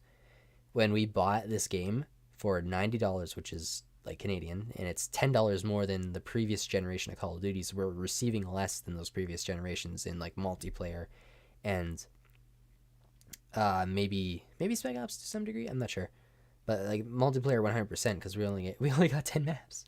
We got 10 maps at launch, and then the season 1, which I think came out before they had that episode of the podcast, but season 1 had the roadmap out, and like we were only getting remade maps, which maybe they didn't know. So like, I just kind of want to point that stuff out. I feel like also just using Mudahar for like leeching off his name would be funny, like for getting a lot of views. I'm gonna be very transparent about that. But also it would just be probably helpful for him too if he wanted to talk about it, because I think they talked about like Pokemon games just being like recycling content, over how they recycle content over and over, and with each installment, and how people think like, oh, the next one will be good. No, the next one will be good. But yeah, I feel like maybe there was a disconnect there or something. I don't know why they kind of picked on Call of Duty players like that. It's so sad. But yeah. I might use like clips from the podcast too, just to like show you guys what they're saying. I don't think I did for Nero Cinema in this video. Hope it goes well, Aster. Butcher's voice annoys me. Oh yeah. Yeah, that was a huge thing back then, I guess. This one was a huge W. Hi guys, my name is Mattsuki. Today I'd like to share with you guys a quick and easy fix for camos that really would not be controversial. If you guys do like this fix I have, please share this video around and drop a like. But without further ado, let's jump right in. So Black Ops Cold War is ending and Vanguard is literally on the horizon. Now I'd like to address the issue Nero had with Foxhound FPS on Twitter first, so you guys are all caught up. I believe Foxhound is the new senior community manager at Treyarch, but Nero had a problem with his response to camo coverage on weapons. And I don't think I can blame Nero for being so frustrated. I don't believe we've had any camo updates all year, and the only good reward besides DLC weapons that you can grind for is the mastery camos. So those mastery camos better be worth it, right? Right?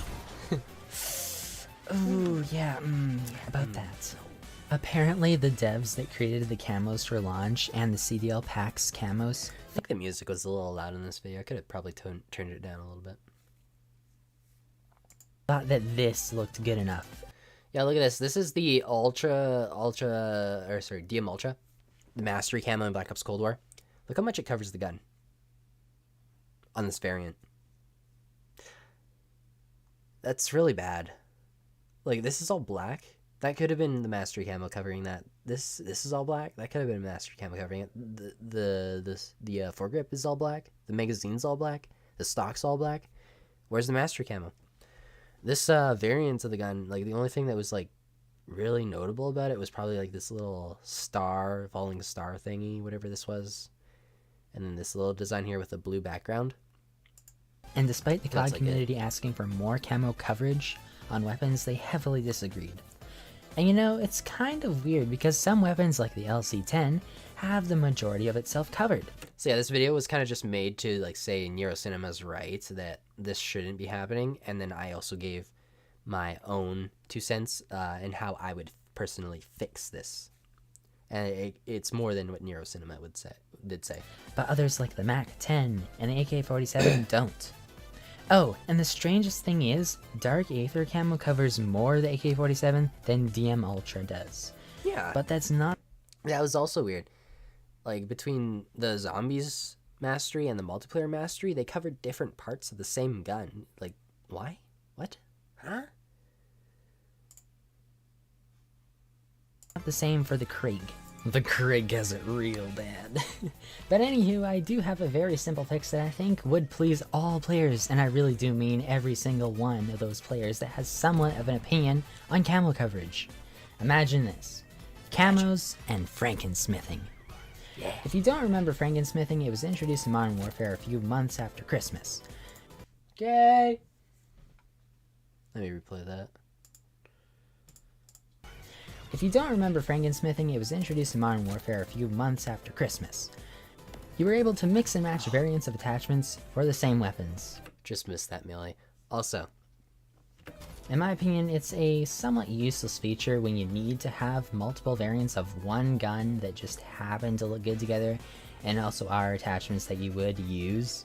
so Frankensmithing, I was saying, was a neat idea, but what would be better is if you could do it with camos instead of attachments, or even just with attachments. But you see, if we could selectively decide which Like parts Ghost the Recon camos Wildlands and applied to Breakpoint them, did it. it wouldn't be controversial. Want dark matter to cover every part of your gun except the barrel and magazine? Go for it! And there are games out there that actually already have this feature too. These Look at games that. are Ghost Recon Wildlands and Breakpoint. These games even took that Camo Frankensmith a step further too and made it so you can apply 5 different camos or colors to a specific attachment. Yes. I know. I know. I know! Oh yeah, we're watching Star Wars Andor.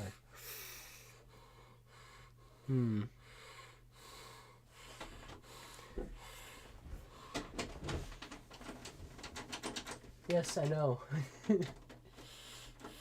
Please go away. I'll be there in a minute. Stop breathing through my door.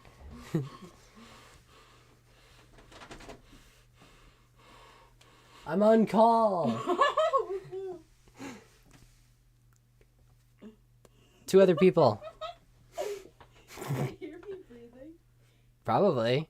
Okay. Bye. Bye-bye. I'll see you in a minute. Okay.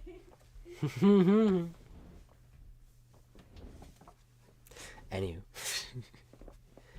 Alright. So I think we will do just a part 2 of this sort of like looking at old video stream. We're going to be watching Star Wars Andor tonight.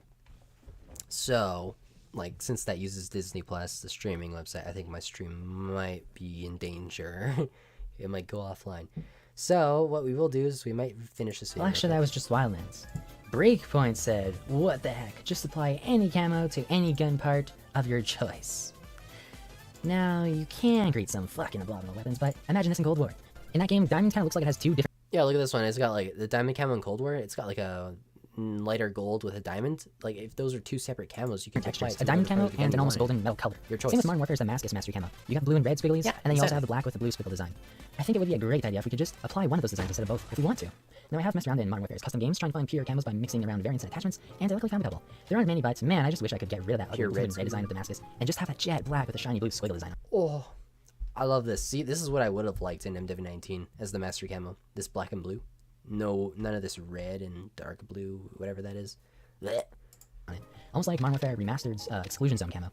But that's only a dream, and we won't reach it unless we ask nicely. Just don't harass developers, but call them out if we're dealing with bullshit support. I think the Yeah, case with exactly. Cold War's Master Camos is bullshit. We've waited an entire year, but like, yes, Treyarch did have less time to create Cold War, but please ask yourself, did the art team seriously have enough time to create totally new assets for all the new weapon variants, all the new skins? Yeah, you might say, oh, the developers are overworked or something. It's like, dude, look at the content that they're creating in the store. There's so much, and they can't even fix the mastery camo?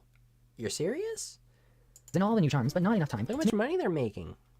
Make the game's only grindable, worthy feature cover a good portion of all base guns. I can understand if the camos aren't covering all of the materials on gun variants, but base guns, really? You guys couldn't just perfect that over an entire year? It's truly disappointing. I hope Vanguard The does better. base We now have an Krieg. approach to you, Sledgehammer Games. Please do as well. And again, please share this video with your friends and developers if you agree and find this feature necessary. I'll see you guys in the next one. Peace out, homies. Peace out, amigos.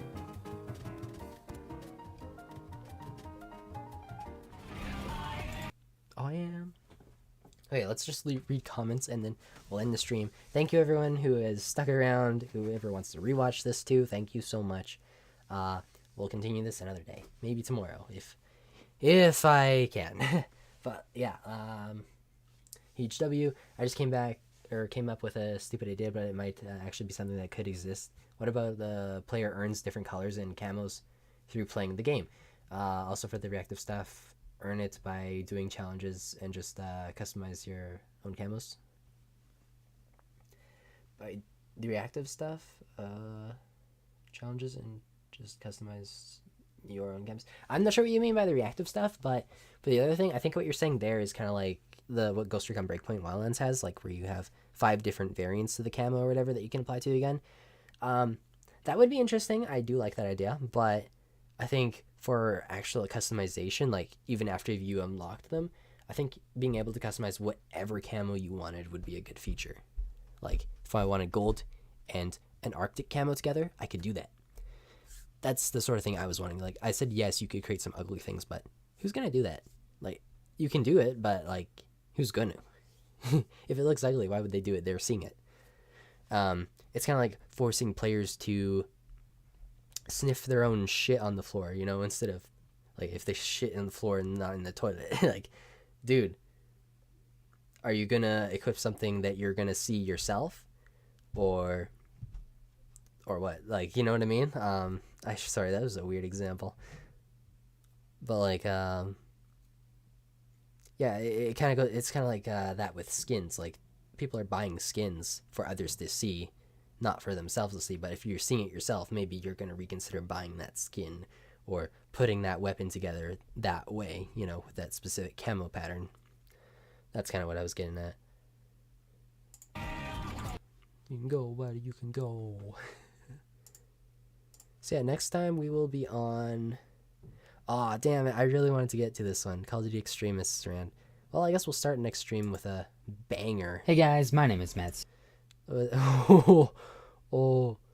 Oh, look at that. Dude really has some angry fans. Gee whiz, dude. 68. Oh, we're almost at 69, man. Damn. Really gotta disappoint like that. But, yeah. We'll open next stream with a banger. Thank you everyone for watching. Drop a like if you're still here. Thank you so much for watching. And yeah, I'll see you guys in the next one. Maybe I'll see you tonight on Gravity's stream if he does DMZ. Or raids, sorry, my bad. And yeah, peace out, dummies.